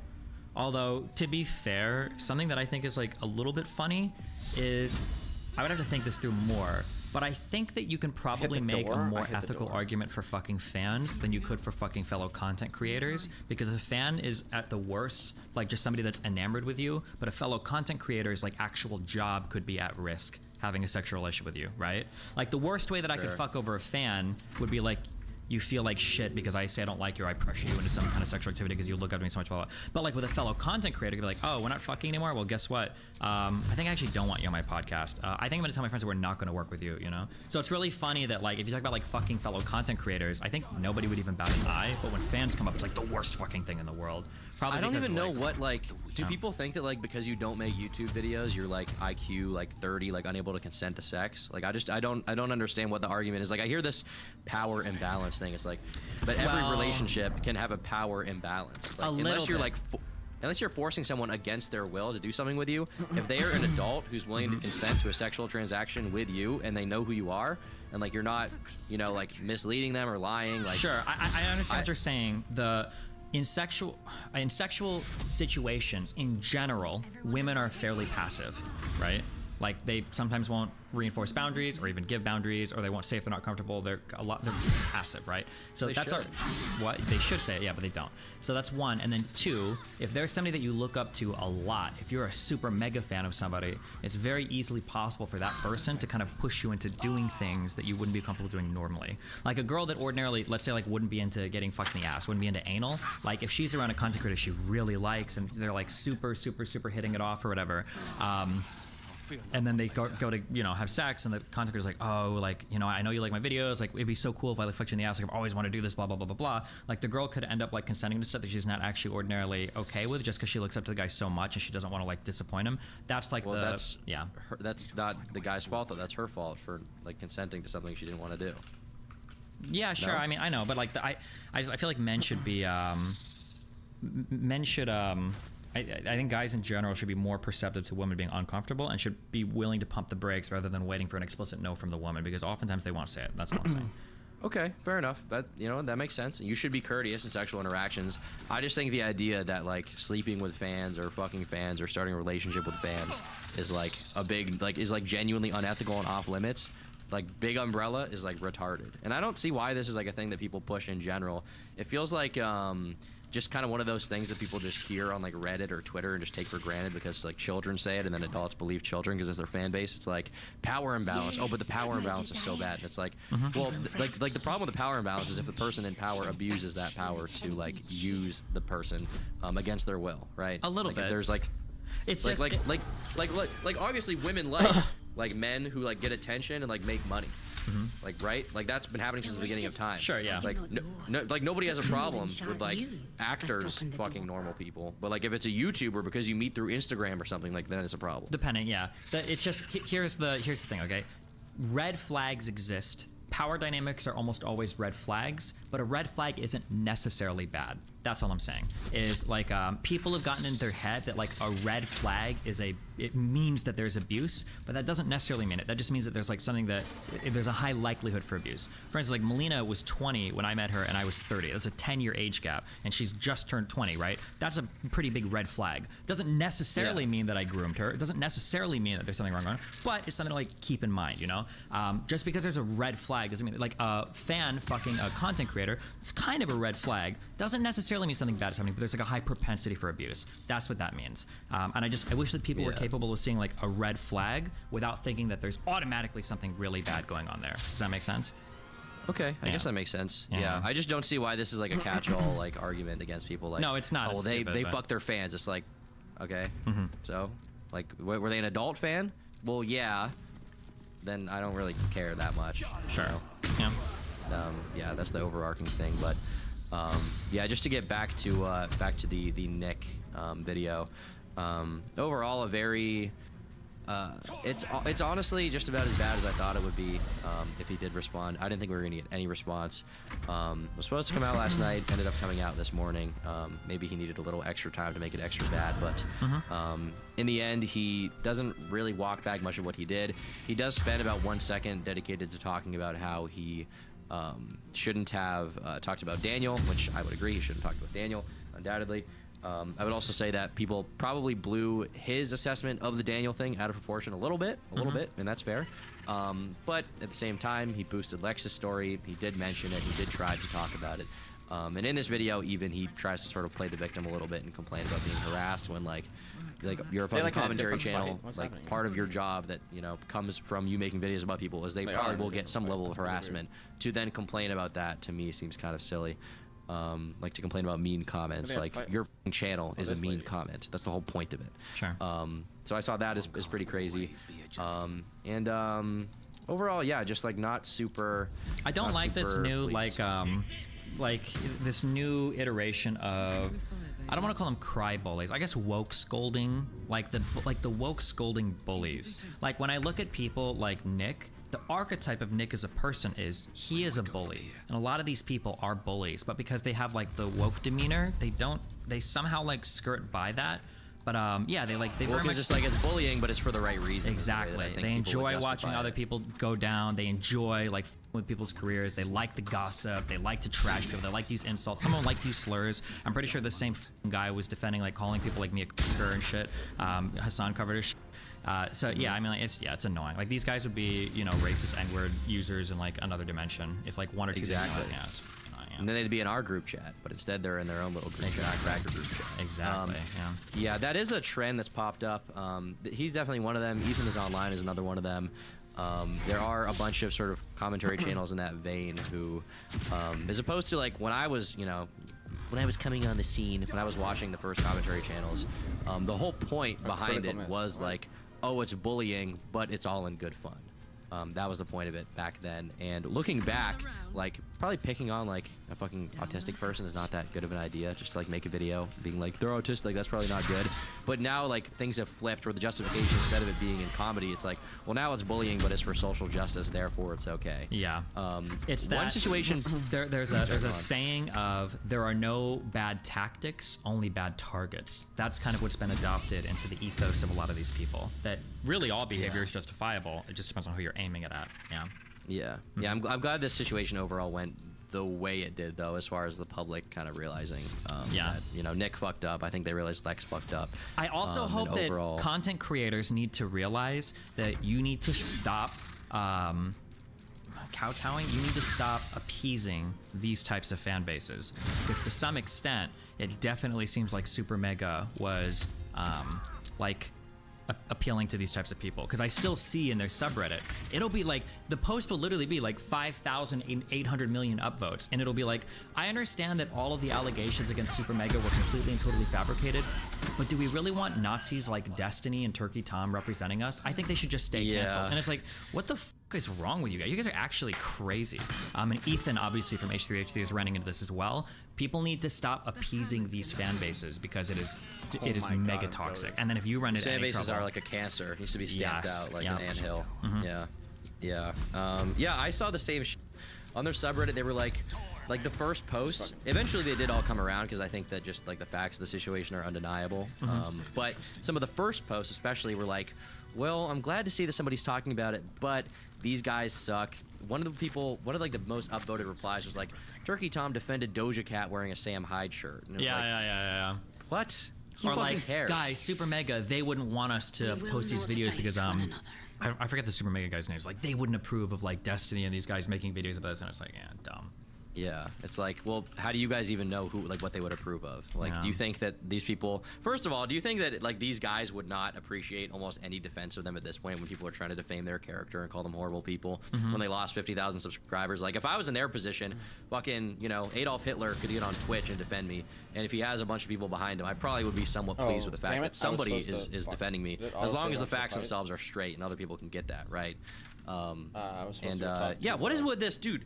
People fucking, I didn't even realize how much they hated you. They fucking despise you. Well, okay, let's just go kill everyone else. Around the internet, there is this like impression of you that is not real. People fucking because the issue is disgusted. the two of the largest political streamers online, Hassan and Vosh, actively like character assassinate me constantly.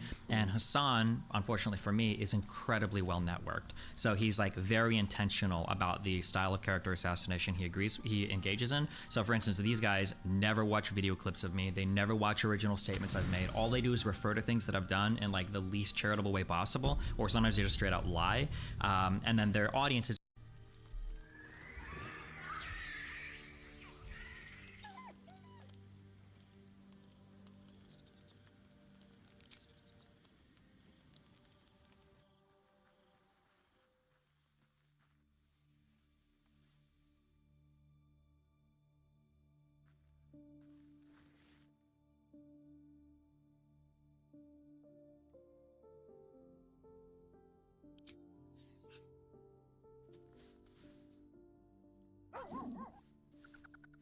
How do I not have my analyst speaking still? Just a bad dream. Oh, it's all right. I do. Goblins had me in a cage, poked me with pointy sticks. Hush now, it was just a nightmare. We're safe here, with Master. He'll settle in. Give it a little time.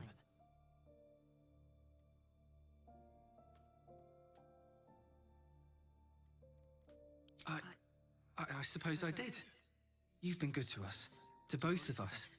Gomlick would be happy I'm with you, I think. Like it here. Warm fire. Scratch reminds me of Big Brother.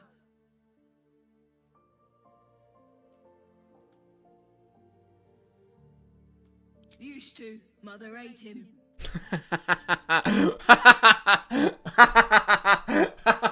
Okay, true.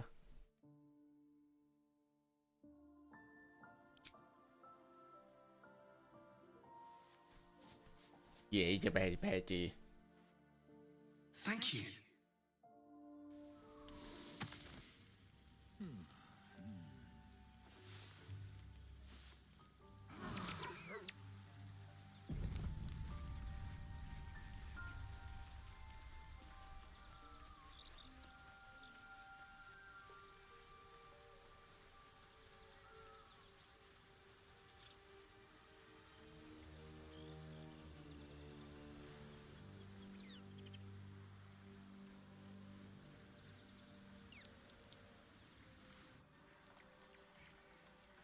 How do we want to do this?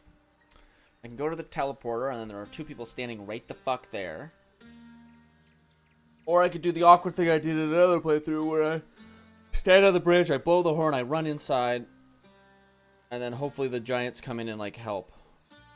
But that didn't really work out, so I'm just gonna teleport in. Quick save before. That's not the button I'm looking for.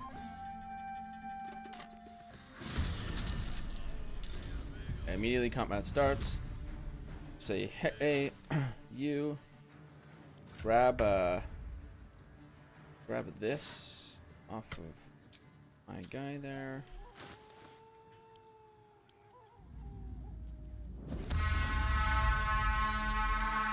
And then some big giants will come.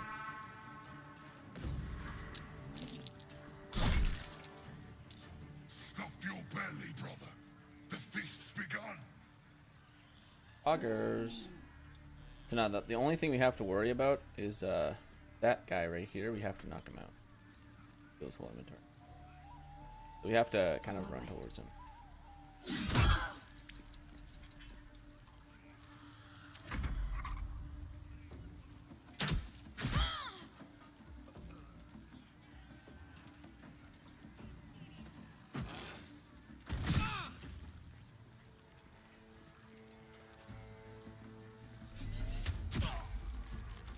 I hate that everything acts before me. It's so fucking annoying.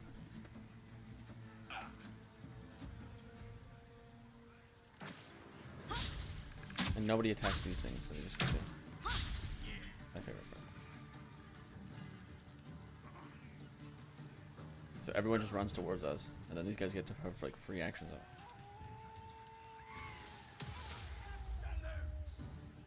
Yeah, I just gotta run over here and knock this guy out. I ensnared.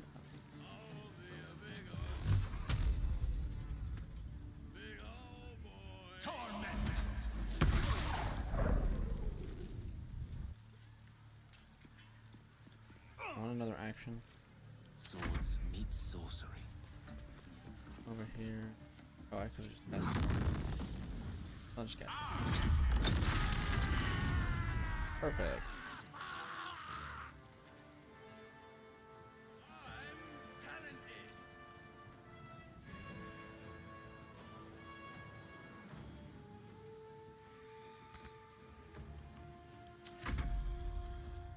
Beat the shit out of people. Oh my.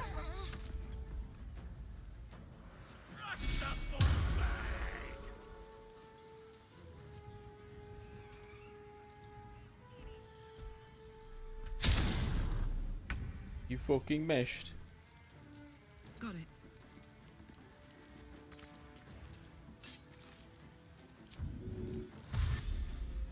Dash.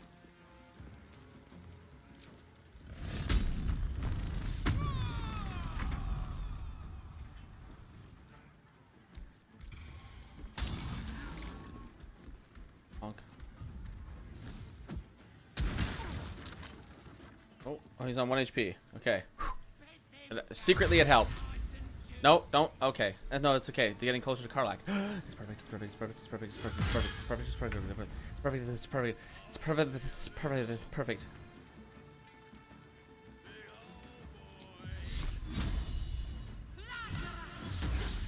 Fucking my dick.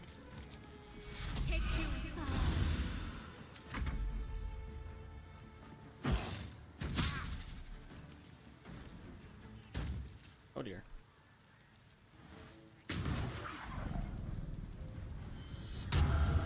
Okay, I don't even want to. I think I'm gonna unequip my sword when I'm dealing with Karlach because I don't want to light him on fire. Wish I did actual any damage to that.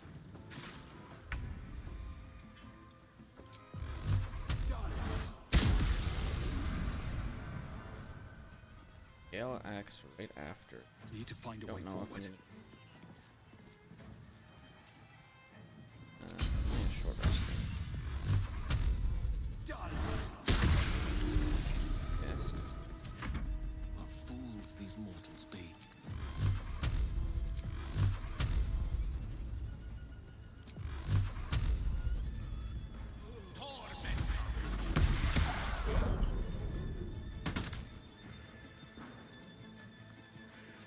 Can I miss these?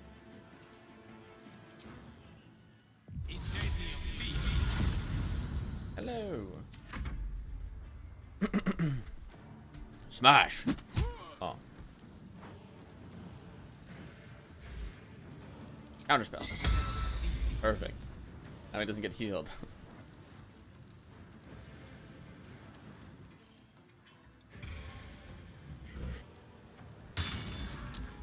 Okay, so now the issue is just that this guy is standing right here. So, okay. Let's press save. I'm just gonna try the passives. Let's see if toggle non-lethal attacks. Let's hit him. Miss entirely because he's now knocked out. Now I can loot.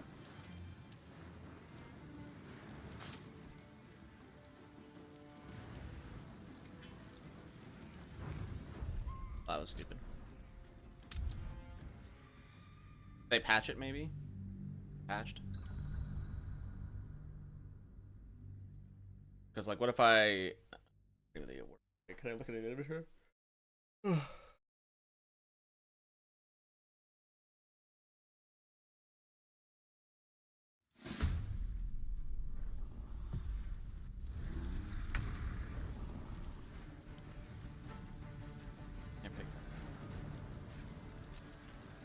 Whatever. If I wanted the items, I would have bought them anyways, am I right?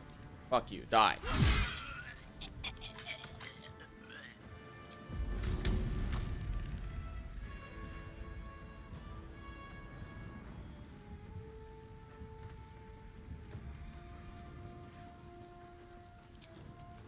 Eat it.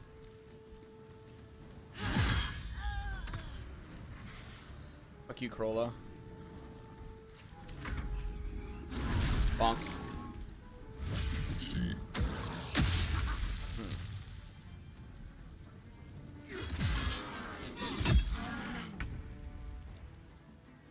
Moving. Not enough movement. You. Okay. That's just fucking stupid, isn't it? Right.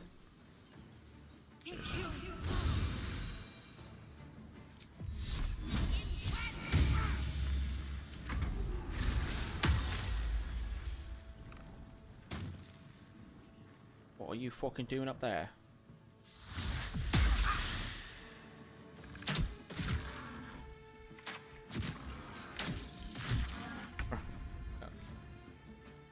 Time to press ahead. Done.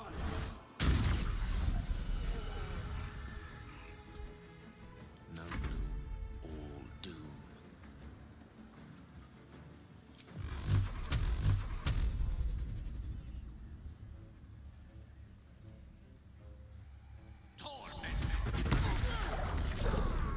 Four HP. Fuck you.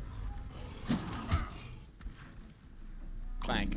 It's Frank, but well, the rank. Oh God. Knocked down.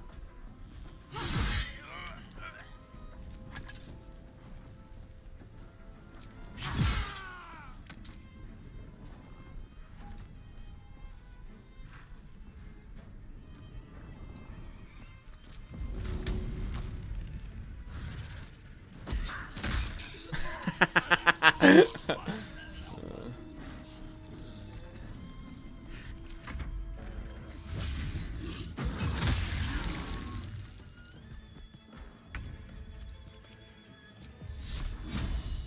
90% chance. Thank you.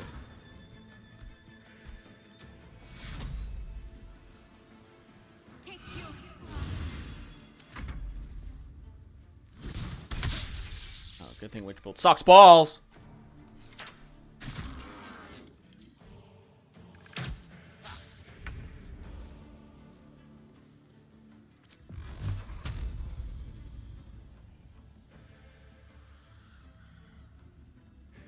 These boots have seen everything. Alright, fine, alright, fine.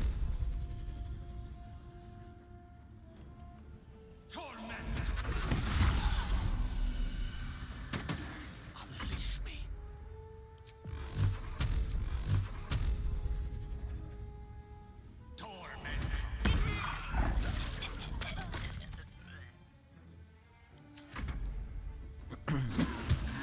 Bonk. Bonk back. Need to learn the hard way. Fuck you! Wish to live in more interesting. No more than a few pecks. I'm afraid this spread is most inadequate. Our bargain is at an end. Unless perhaps you've a spicier deal.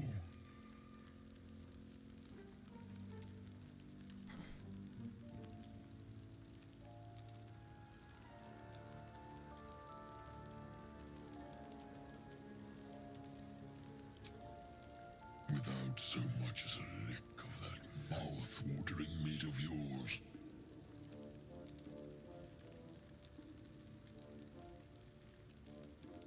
Oh, like... What?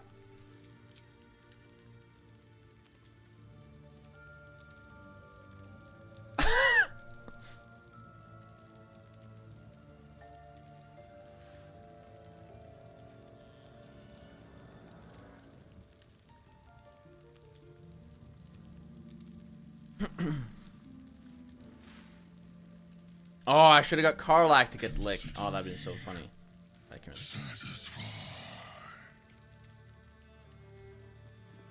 Might have pissed him off though.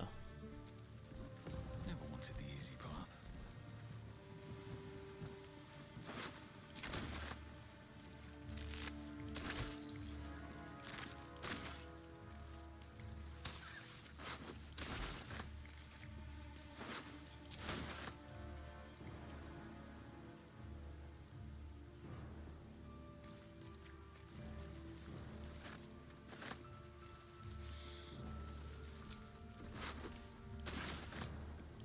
Better than nothing. Oh wait, where's Gale? Way to the nearest library. Oh, I can't Misty Step down. Can't tell you. Gale, are you okay? Yeah, can you move it all? Okay. Stuck on a fucking. Can't give up now. Is that blood? No, never mind. Never mind my stab.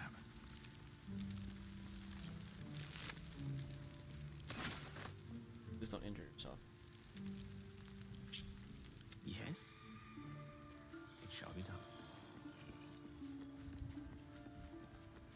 Never knew goblins can't hold their liquor.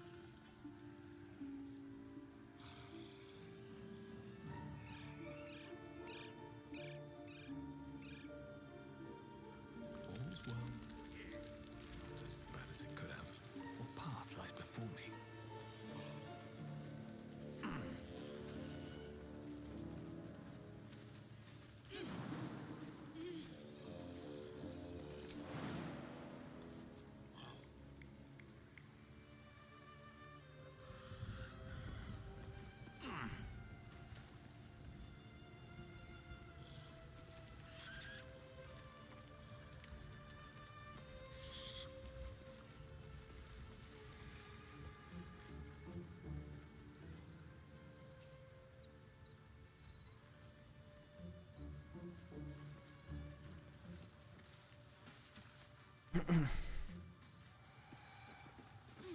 No one's stopped me yet. Just get an impression of me that's obviously insanely horrible, and it just is propagated from there. It's very, very, very irritating. Like most of the people that I run into, I've said this a lot, and it's happening even in my subreddit. I think today I saw a post. Most of the people that eventually end up liking me, it's not that they had to see the right video or I had to make the right argument or explain myself. Usually it's just that, oh, I actually watched one of your pieces of content for the first time ever, and when I watched your content, I realized you're nothing like Hassan or Vosh, whatever, like say. And it's like their representations of me are like these incredibly insane caricatures of like this racist, horrible person. Yeah, but how do you mentally cope with the fact that like the odds in that way are kind of stacked against you? I mean, ultimately, if you are righteous and truthful, I think you will persevere and like win long term, I guess. But at least in the short term, like it must be just so fucking suicidally blackpilling. It is, but I feel like I've done so well in terms of building community and everything. Especially over the last year and a half, I feel like I've been like rewarded for my virtue. Like I think I've done. I'm happy where everything's at right now. I'm more than happy. Everything is like exceeding expectations for like every part of my career and my communities and everything too. So no, I'm happy with it. It's okay. It happens. But listen, like Israel says, okay, we are the children of light. They're the children of darkness, and we will prevail. All right. True. Shalom, brothers. One of the other crazy fucking things was I saw this today. You had like sort of a 10 to 15 minute kind of segment within your reaction to Hassan on what's the fucking show? Piers Morgan, the British dude. And within that, you were talking about Vosh. I think you call it the simulacrum he creates of you. Yeah. And he compared your subreddit to Kiwi Farms, which is like, as someone who's spent a considerable amount of time on Kiwi Farms, like your subreddit is not like. Does he forget that like the #1 thing that people have a problem with is Kiwi Farms is they store people's doxes, like people's addresses you can find pretty easily. Like that is people's #1 problem with it. I have never seen. I've browsed your subreddit quite a bit. I've never seen someone's address get upvoted to any degree. Yeah, if it does get posted, I assume it gets deleted. Yeah, remember, don't ever engage. Like seriously, they're just everything they're doing is like normatively loaded, meaning morally loaded. So like the comparison of me to Kiwi Farms is just to bring up all the moral baggage of Kiwi Farms and make my community sound like that. That's it. You're saying it's like not made to be dissected, basically. Yeah, no, of course not, because when you analyze any of these claims, they're obviously absurd. If anybody spent any amount of time on Kiwi Farms and then my subreddit, you get banned for saying slurs in my subreddit. Like, have you ever been on Kiwi Farms in your life? Like, Kiwi Farms is insanely transphobic, at least in most of the threads that I've seen. I've got like more trans women than cis women in my community. Yeah, we don't do doxes. I've got rules right now. We're not allowed to bully people in their appearances. The idea that like my subreddit is like Kiwi Farms it's just like so obviously patently false. But you see how confident they are about lying about my communities, right? And the scary part is you look at their community and they all agree with him when he says it. And it's like, wow, have you never been to my subreddit? Have you never been to Kiwi Farms? Are you just completely and totally clueless? Or And the thing about like comparing these websites too is like if you were to get in like a beef with like, let's say like someone from Kiwi Farms or something like that, or you were to like catch their ire, the point of Kiwi Farms is to document drama extensively and go through your whole history, right? Yeah.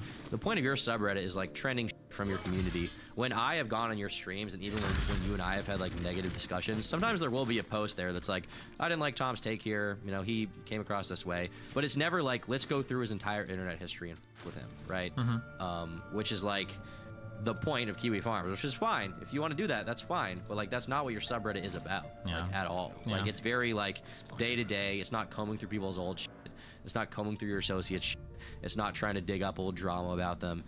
It's generally like even when someone like Vosh has like a good take, like I've noticed your subreddit will have like a positive post about him. Yeah. Which to me is like, have you guys learned nothing? But also like, Like, yeah, no, that's probably good take. Like, be it's positive. hard, but like those are the things that I have to champion the most, as much as I don't want to. Is because this is the most trying time of me is to be good faith towards Vosh or Hassan, but I think people notice. Because I do, and even my community will do it, and it is irritating to see it sometimes. But like they do it, they'll give credit where credit is due, generally to like Hassan or Vosh, which and I appreciate them doing it, even if on like a really deep part, I'm like, I wish we just shit on these guys forever. But yeah, but obviously their communities never give me credit for anything ever. It's just always relentlessly negative. So hopefully people notice, but I think they are. Yeah, it'll keep going. To get back to the topic at hand a little bit, as you know, Nick is good friends with Hassan. He's good friends with some bigger creators. Yeah. I'm curious how they would feel about his coverage here, or if, I mean, maybe they just don't care, maybe they're not informed on it.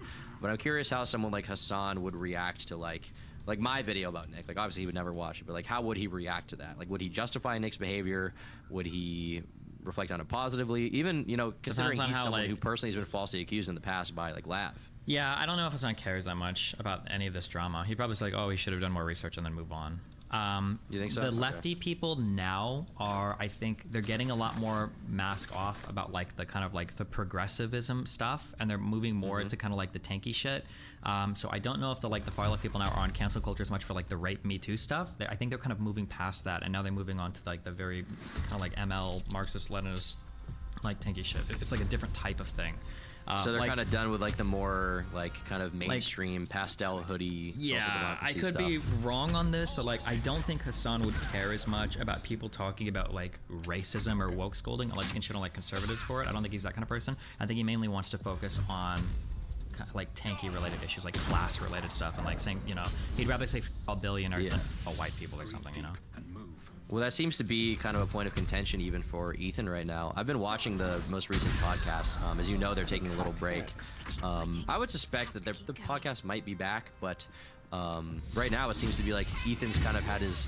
Is it Schadenfreude? Is that the term when like you realize you're in bad company or something? The German word? Schadenfreude.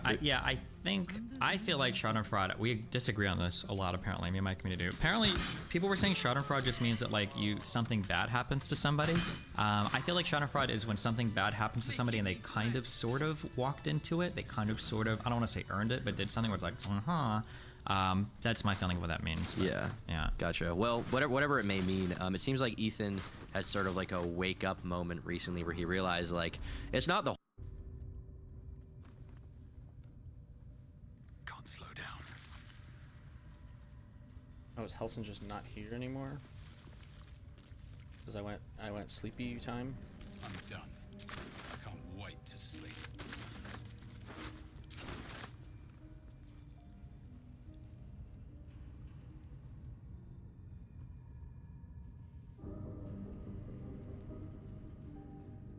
Did I not loot anything here? What the fuck?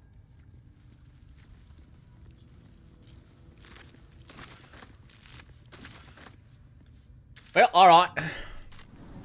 Everyone's fucking dead now. Everyone. Not a single thing is remaining. Not a single thing.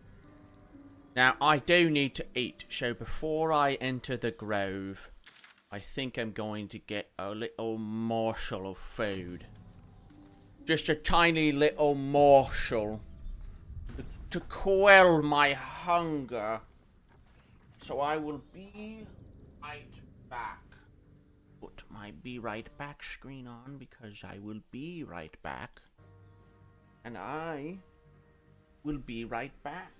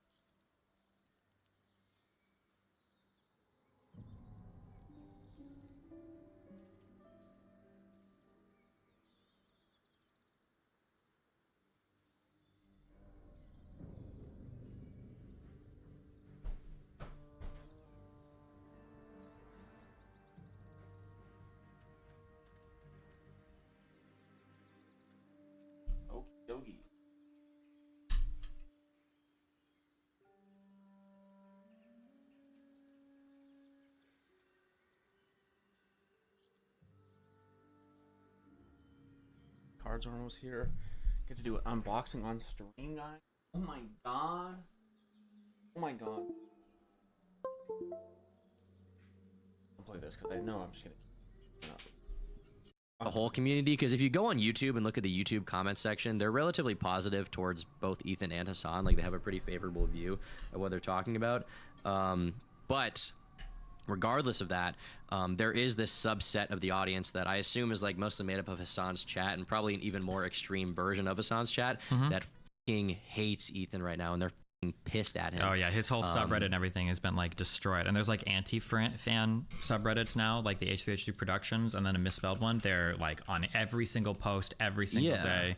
Is let me see if I can find this. Productions, like the whole subreddit is just an anti-fan subreddit now. It's insane. Yeah, and I've seen posts it's giving blowing Ethan up vibes. as well. Journalist families not being targeted, but do we condemn Hamas though? The main sub is being a loading zone for emotional dump trucks. Yeah, I've seen posts blowing up on Twitter from like you're probably familiar with like Hassan Twit. Like there's like a community, like a Dream fan type community, but like for Hassan fans. So I saw this is a girl named like, I don't know, we'll go with Rachel or something, with like a Hassan profile picture. And the post was like, Ethan literally always sucked on this podcast. He's a piece of shit. Hassan is respectful and like nice and like kind and like always fights for the right thing, fights for progressive issues. And it's like, how can you even like compare these two as like saying Hassan is like respectful? Have you seen any clip of Hassan Piker ever? And even beyond that, I see posts claiming that, and I'm not the most informed on this topic, so I could be wrong, but you know, chat will correct me, I'm sure. They're saying that Ethan is parroting IDF talking points. They basically say he's like full on like pro-Israel simp and like never goes. Yeah, even though I think like, Ethan, from what I've seen, he's tried his hardest to be like sympathetic towards Palestinians and Israeli people. Like he's doing his best, but yeah. I feel like Ethan for a while has been like relatively anti-Israel as like state, like as like a government. Like he's pretty much against like them. He doesn't like the existence of the Israeli state. My impression is he just doesn't like that like civilians are getting like killed, which like anyone should have that opinion. If they're like a reasonable person, like you should, if you hear about like an innocent person who may be living a life comparable to yours getting murdered in a war, like you should probably feel bad for them.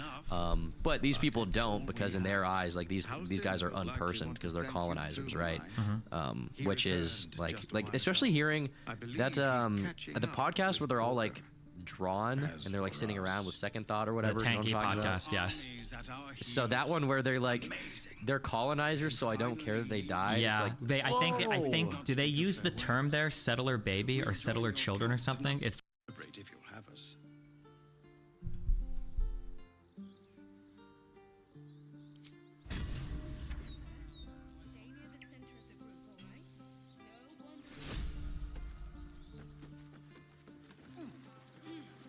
We're leaving now. We're ready to head to your camp. Are you? Fuck. See you there, buddy.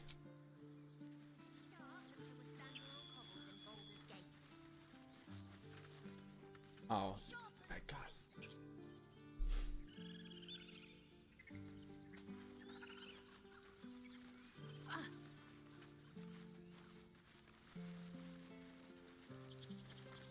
I nearly dispatched those goblins myself, but it seems you managed well enough. And why wield a masterwork where a butcher's blade will do? My thanks, truly. No problem.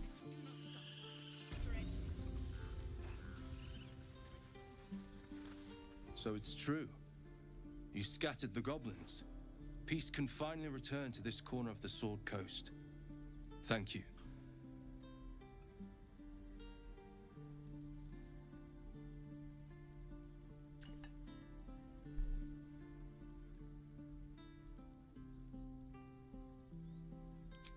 As am I.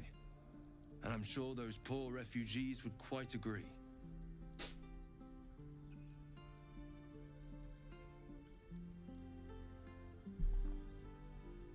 Of course.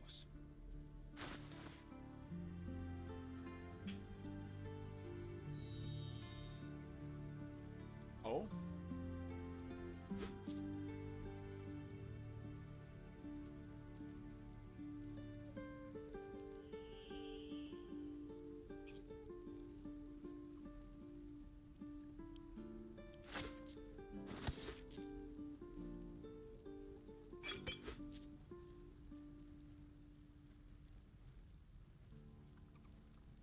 May you keep balance.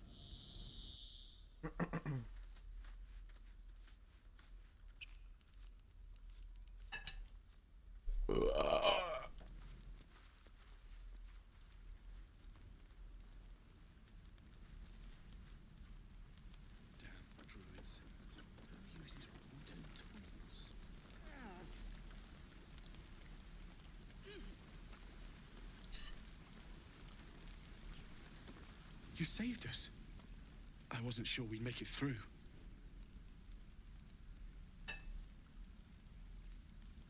I wish I had better, but this is all I have.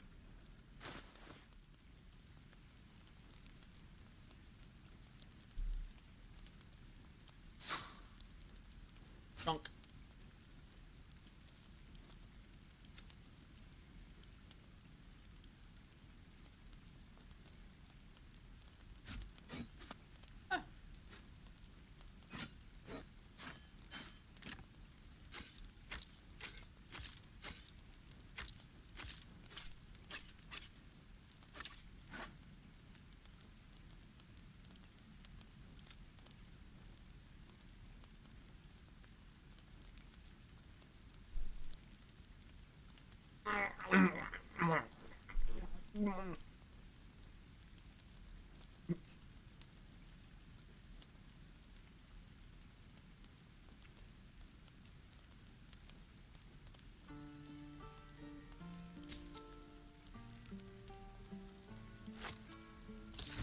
Oh, it's so close. It's so very close. May Temora's luck twist your way. I miss my forge.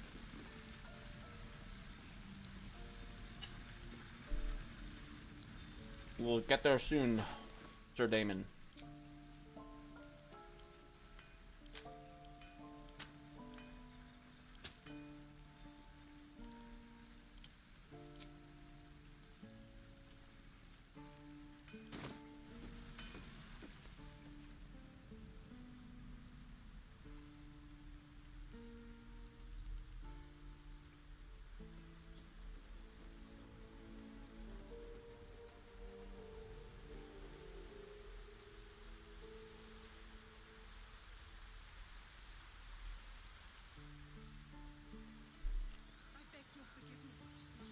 Beg Sylvanus, not me.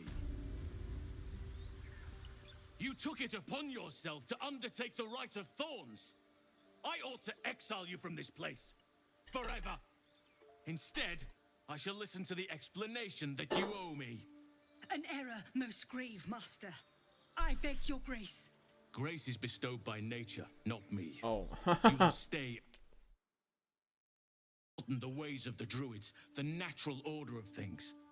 It is up to you to prove the lessons have been learned once more. So as you say. And so it is done, master.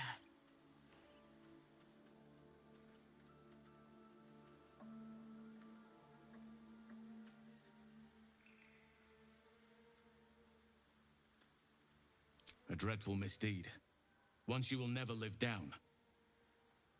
But the Grove still needs her passion. You will soon see why. But enough of that for now. I owe you my thanks. The Grove stands. Nature prevails. And again, I am in your debt. Speak to Wrath. He will reward you for your efforts. The journey to Moonrise Towers, and all the dangers that entails. But that's tomorrow's problem. Take some time for yourself tonight. Rest, celebrate. Come morning, I'll be by your side. Okay, now here's the question.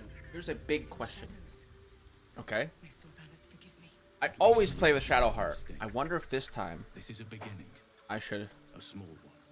I should retire Shadowheart and play with Helson. Colder.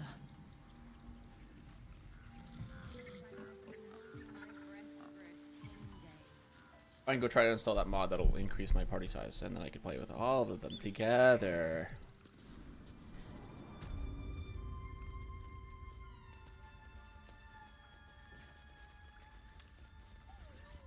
You've done it. You brought Halcyon back. Thank you. No, thanks is not enough. May Sylvanus bless you for all your days. I cannot imagine taking on a camp full of goblins was a simple task. No big deal. Had to pull a few strings here and there, got some help, you know. As am I. The grove will be whole again. Let me show you on your map where you can find the cache. Take this rune. You'll need it. Place it among the pedestals inside our library. When the wolf glows brightest, everything in the vault below will be yours. Okay.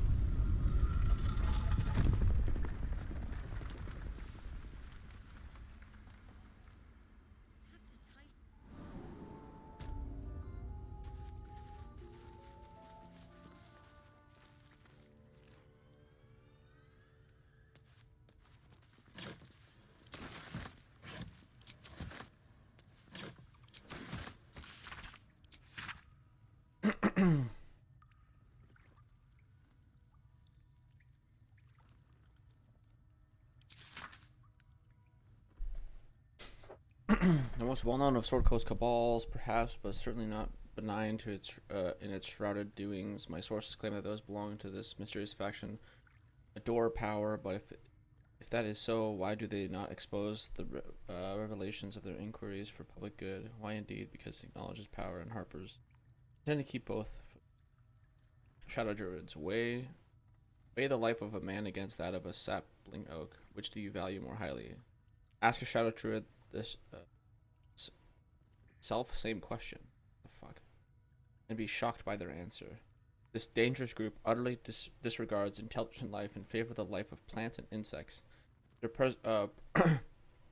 perversions of the natural order lead them to plan and execute plots so dastardly that the mere description of one would leave you glancing aside at your begonias. Order of Clurd. The last known and accordingly most dangerous of the secret societies I have researched in the Order of Clurd. My sources tell me the shadowy conspiracy of murderers, mutilators, tyrants regularly meet to plan the demise of a number of innocent citizens on our fair land. What's more? Sorrow. A beautiful glaive. So why does touching it give me a knot in my stomach?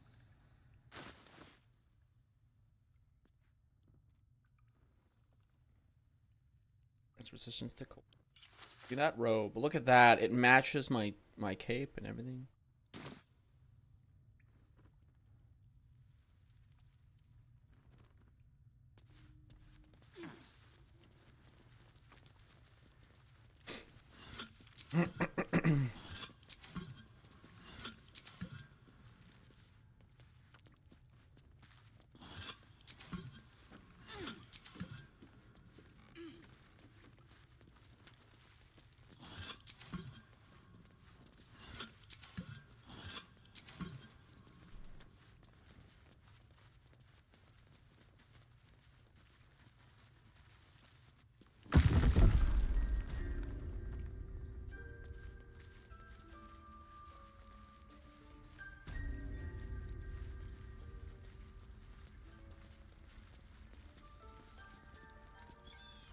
Blessed day.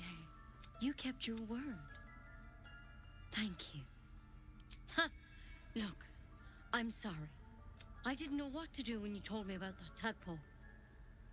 I don't know if I can ever restore Sylvanas' peace but I'll have the chance. I got a pouch. Red apple and a...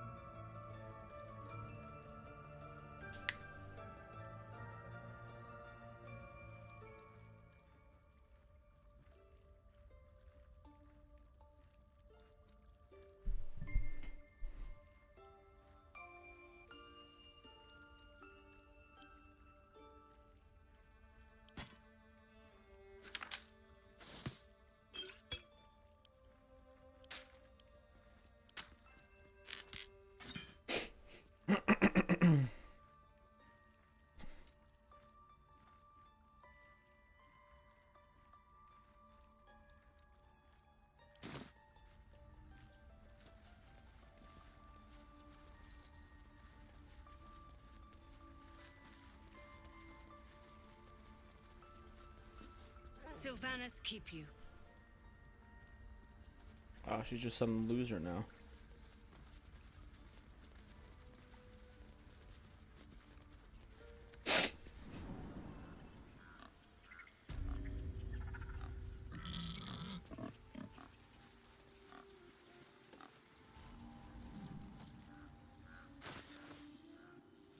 What's happening? Wasn't pressing the key hard enough. It's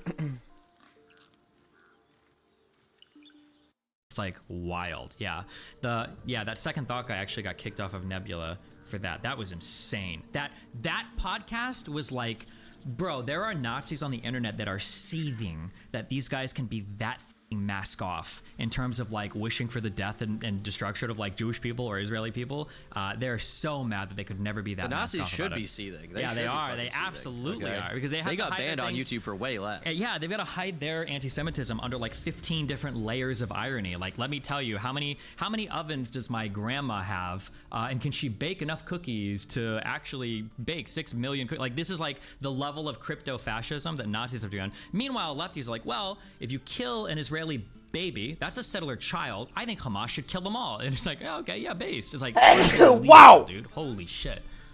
Yeah, like, do you think this is going to be like a wake up moment for like a lot of the audience in terms of like what these people are actually like and what they genuinely believe and are willing to justify, or do you think they're like so?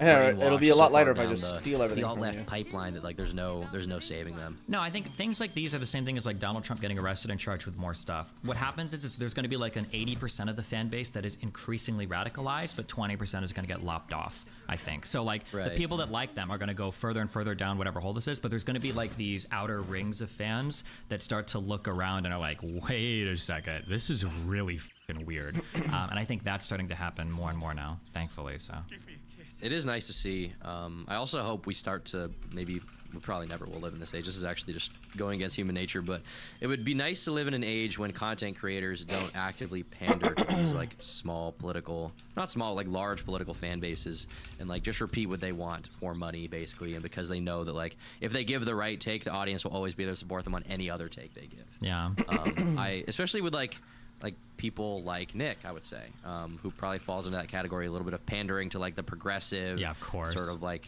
audience that exists. That probably comes from like TikTok. He does a lot of TikTok videos. It would be nice to live in an era where people don't pander to these people, and also where they're willing to call out their fan base a little bit. I'm less extreme than you are probably on the responsibility for your community thing, but if there are large swaths of your community that believe something that you disagree with, and it's something as crazy as like killing babies is good, there probably should be some kind of like way to deal with that, right? There probably should be some kind of conversation about that, for sure, to get those psychos out of your audience.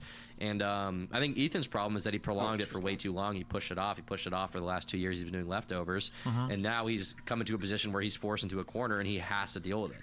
Well, to but be he fair, should have learned his I don't lesson. think Ethan realized, or I think Ethan probably was enjoying that type of rabid fan base for a while. I know people have linked things in the past, but it seems like he was kind of in favor of it when he was like targeting conservatives. He just didn't realize that he'd be next on the He definitely was. Yeah, he was in favor of it. Even from you probably saw his coverage of that story with the girl who like tried to cancel Fresh and Fit. Oh my God! Yeah, where he's like really trying to goad her. Yeah, like wait, so would you say he sexually assaulted? And even the girl's like, I don't know about that. Yeah. Yeah, and like that kind of thing is what he's been doing for years. And like previously, I don't know if you were like an old head Ethan fan, but I was. He got upset about the fact that apparently he had like a right-wing kind of demographic because he was doing anti-SJW stuff that he wanted to purge. Yeah. And now the opposite is happening. Is like, have you learned nothing for the past like 4 or 5 years? Like, you've been courting these people. There's a reason why they like you. And even Ethan has made crazy comments about people like Ben Shapiro, as you know, which were done in jest. And, you know, I don't want to repeat it on YouTube, even though it was done in jest. But also, like, when you say things like that, obviously you're going to attract that kind of audience that likes that. Or saying stuff like, you know, I think he said something about doing some harm in Roblox to the NRA building. He also said something about the Vatican, I believe, Vatican City, something like that. Oh, and putting Ben Shapiro in like a gas chamber or whatever or something. Yeah. Like, what the in Roblox? What the is that? Like, why? Like, obviously, these are the people you're gonna have. Like, this is kind of the stuff you've been saying for a few years. So yeah, it's not that shocking to me, but yeah, I don't know. You gotta wake up sometime. Ethan Klein's waking up. He's taking the red pill. Yeah, okay? shut the fuck up. Hopefully not. He's gonna be so racist soon. It's gonna be bad. Okay, I'm only 3.5 minutes into this Nick video, so. Sorry, man. I'll let you get back to it. Thanks for the chat. Bye-bye. I love you. Bye. I will say the bullying shit is insane. I wish I would have been here. I wish I would have been here for the whole. Is it this subreddit? There's like an unofficial one. Is it the underscore one? These guys and the way that they talk about like Ethan and Gila is fucking insane. Oh my God. It has been some of the most insanely anti-fanny behavior I have ever seen in my life. I feel so bad for Ethan that his community is like this. Also, I feel so bad that Ethan apologized to that fucking Frogan girl and she still like shit on him on Twitter. Like, oh my God. Click that top thread. Ethan, thoughts? AB, I want Hassan to talk about my perspective. Ethan, okay, no more leftovers. It was truly disgusting for Ethan to pressure AB into sharing his thoughts, at which point AB directly said that he'd prefer for Hassan to talk about his perspective and then put an immediate pause on leftovers. This man doesn't care about anyone else's perspective. He can pretend he does with his measly $6,000 donation and forced coverage of Palestinian death. But he's made it measly $6,000 donation? Oh, okay. Made it evidently clear that he doesn't. Here's the clip. 10132. I feel like it's a conversation that's better for someone like you and Hassan to have together. I don't know if I'm properly equipped to give my side in the correct way. Can I advocate for you for a minute? The people who are saying AB needs to respond, AB needs to speak up, fuck you guys. I'm not going to say. I'll say it. You don't have to say anything. And I'm not speaking for AB. This is my opinion. Who the f are you to demand him to talk about something? He's being petty. Basically, he had to concede that the people saying put your phone down had a point, and his answer is to not talk about the conflict anymore at all, which means canceling leftovers. Obviously, people were mad that he rants about it for hours every episode and is schizo posting on his Instagram, calling out Reddit posts with 7 upvotes. Now, if he manages to distance himself.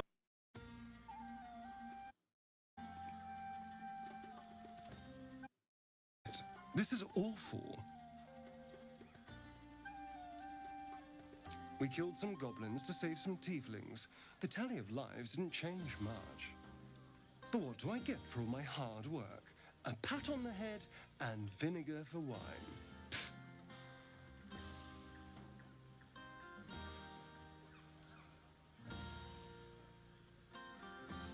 I'm just looking for a little more excitement, a little more fun.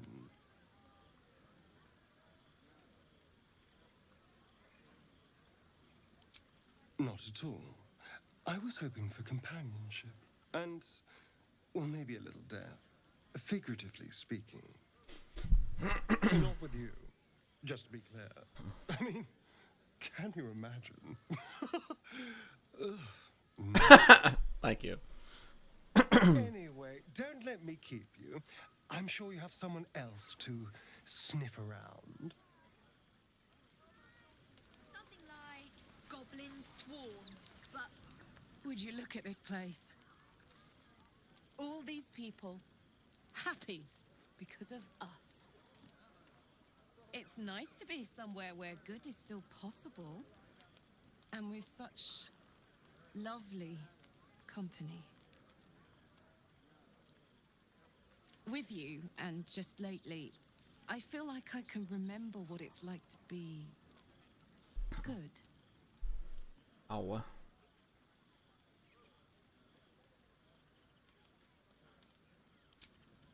I tried in the beginning. Blew up in my face spectacularly. Lesson learned, never try to befriend a devil, cambion, or imp. Orphans are good for a drink and joke, but you can't turn your back on them. But hey, enough about that. That's history now. I want to think about the future. The one nice thing about being trapped in the inexorable grind of time is you've always got something to look forward to. Me too. I don't think I've ever looked forward to anything as much. You better go enjoy the party before I do something I'll regret. I like you unburnt, after all. Bye, soldier. Alright. Cheers to you, soldier. We're supposed to be celebrating. We'll go bother someone else then. Patience. Have Behold!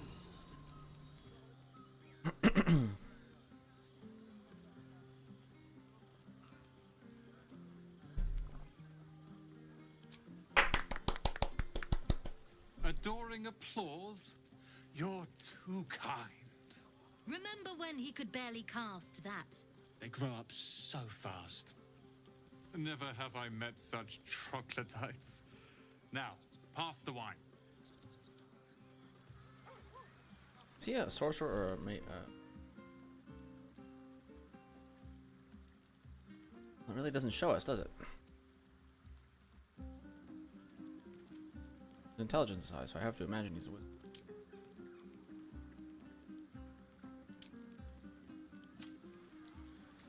But he's wearing sorcerer robes. Frightful and fierce. That's more like. This might be the wine talking, but I'm feeling inspired. Thinking of writing my next song about you. But I need an angle. Any ideas?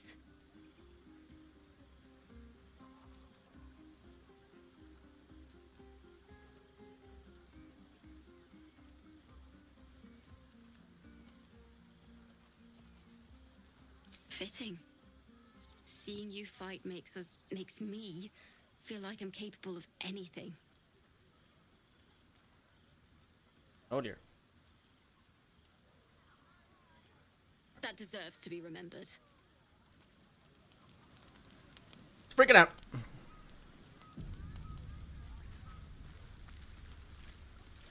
Go on now. Don't waste a night like this talking to me. We'll discuss your problem tomorrow.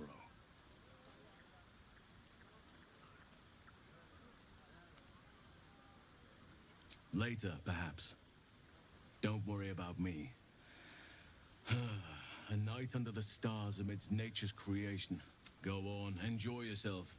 Seek out some wine before it runs dry. You have no idea how good it feels to see these people smiling. The singing we could probably do without, but even so, thank you.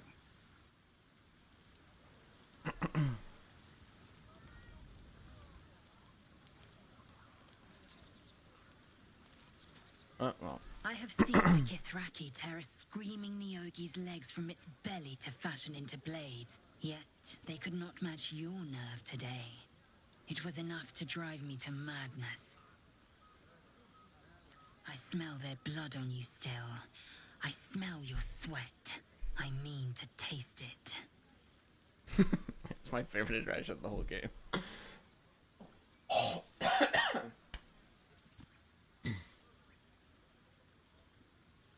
I'm dying over here.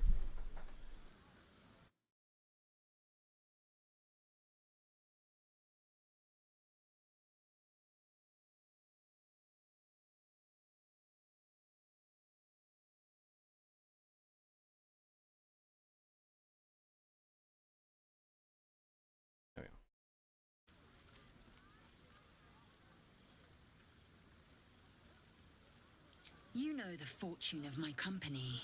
Another fortune yet stands before you. A warrior's flesh, rarely tasted. Think if you must. The chance will pass come light of day. Okay, okay.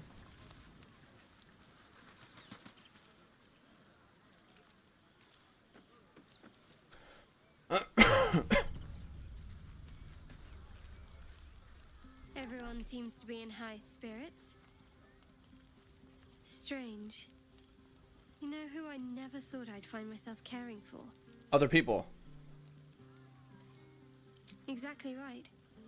Never gave them much thought. Certainly not that bunch in the grove. Yet we came through for them. We saved their lives. Odd.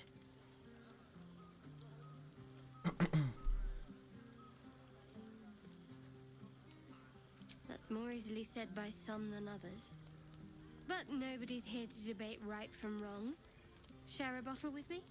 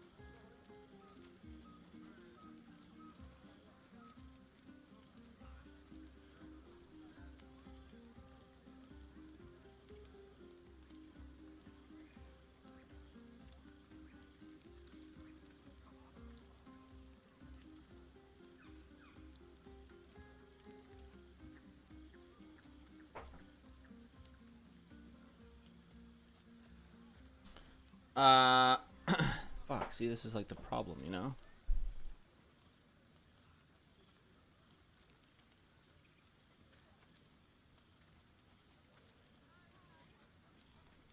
I always go shout out, not.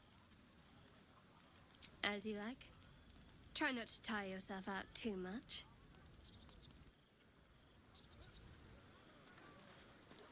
I swear to God you could do it with Karlak, but... Cheers to you, soldier.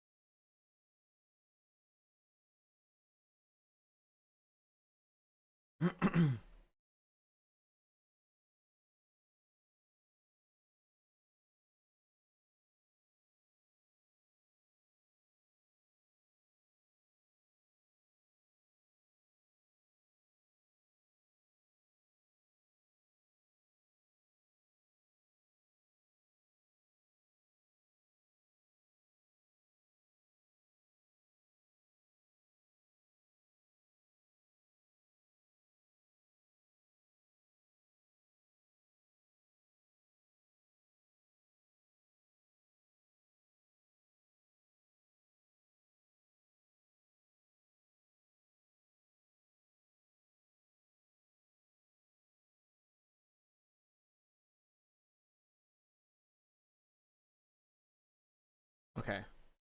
Yeah, so the camp, she never does anything at the camp. Just that you can spend a night with her. And, like, chill and sit, that's what I remember, but it wasn't at the camp scenes.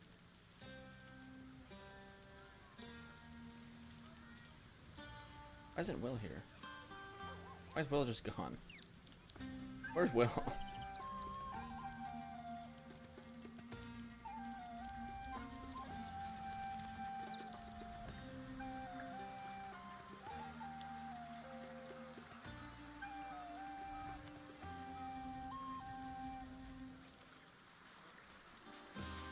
Ah, hells.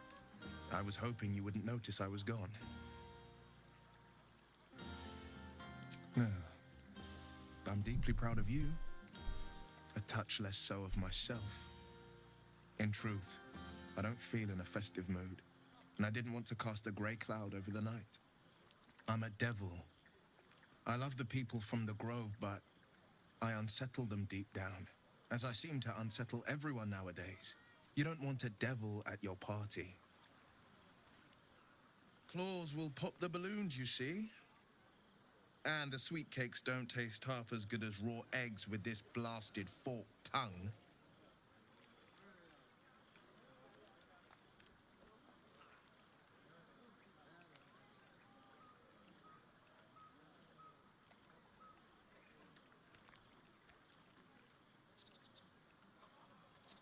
Ouch. You don't need to mock me when I'm feeling low. But off with you. This is your day. Have a dance. Enjoy the music.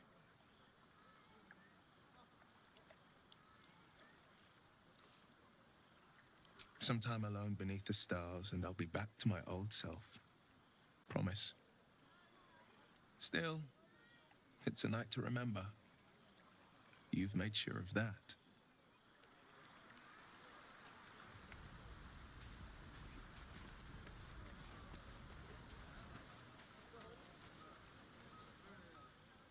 Beautiful night, don't you think? Nothing like a What? brush with destruction to make one appreciate the majesty of the celestial canvas. It's a view I didn't. I would once have Later shared was not with now. my What? friend, though definitely unaccompanied by such revelry. Yeah. She preferred Okay. when we were alone, curled up before a crackling hearth with some ancient Yeah, esoteric we'll do it tome later when I want to do it. ink glinting in the firelight.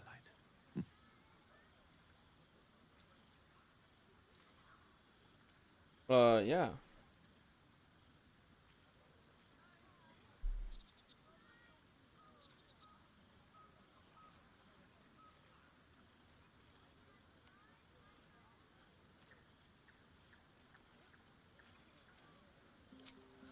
By a Gerawn's lost nose! No!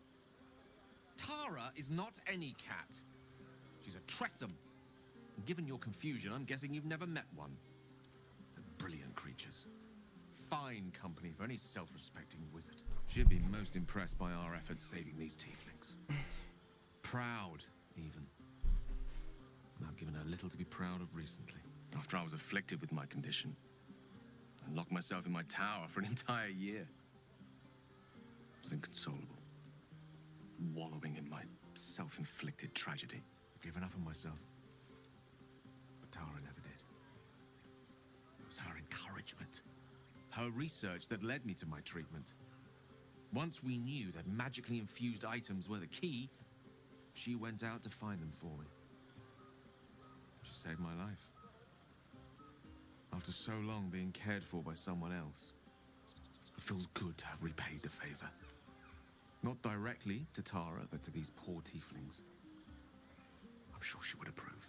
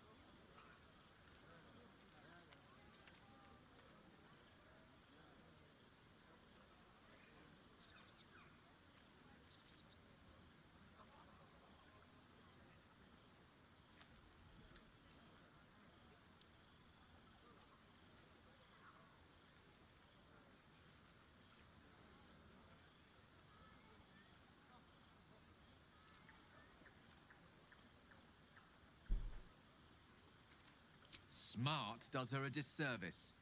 She's a fine wizard in her own right, though somewhat held back by her lack of opposable thumbs. You remind me of her somewhat. There's a steeliness in you, an unwavering tenacity, even in the face of, to be frank, quite dire odds. Wish she were here for me to make a formal introduction. But I would never ask her to undertake such a journey. She's safer at home. Besides, she was always telling me I needed to spread my wings, so to speak. Find mortal friends instead of hanging onto Mistra's coattails. So that's what I'm doing. I hope.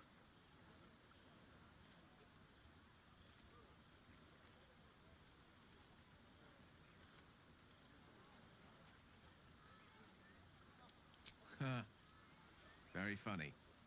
But as we all know, nymphs are sticklers when it comes to their bathing routines. You, my friend, haven't been near a fresh spring in a 10-day or more. Not that I don't appreciate your musk. Actually rather like it. Well, this seems as good a time as any for me to stop babbling on.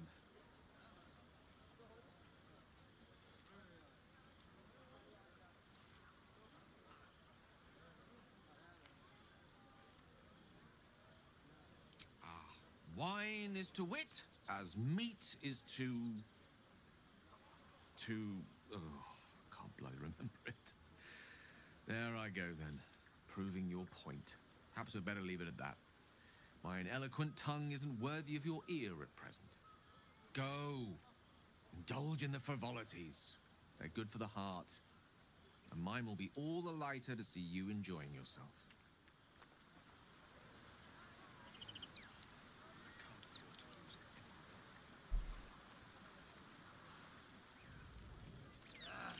Spilled my pint.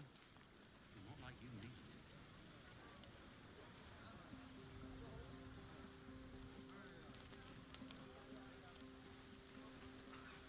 All right, I'm going to take a break for a little bit. I'm gonna put fucking tires away, I guess, and then I will come back to this. Or,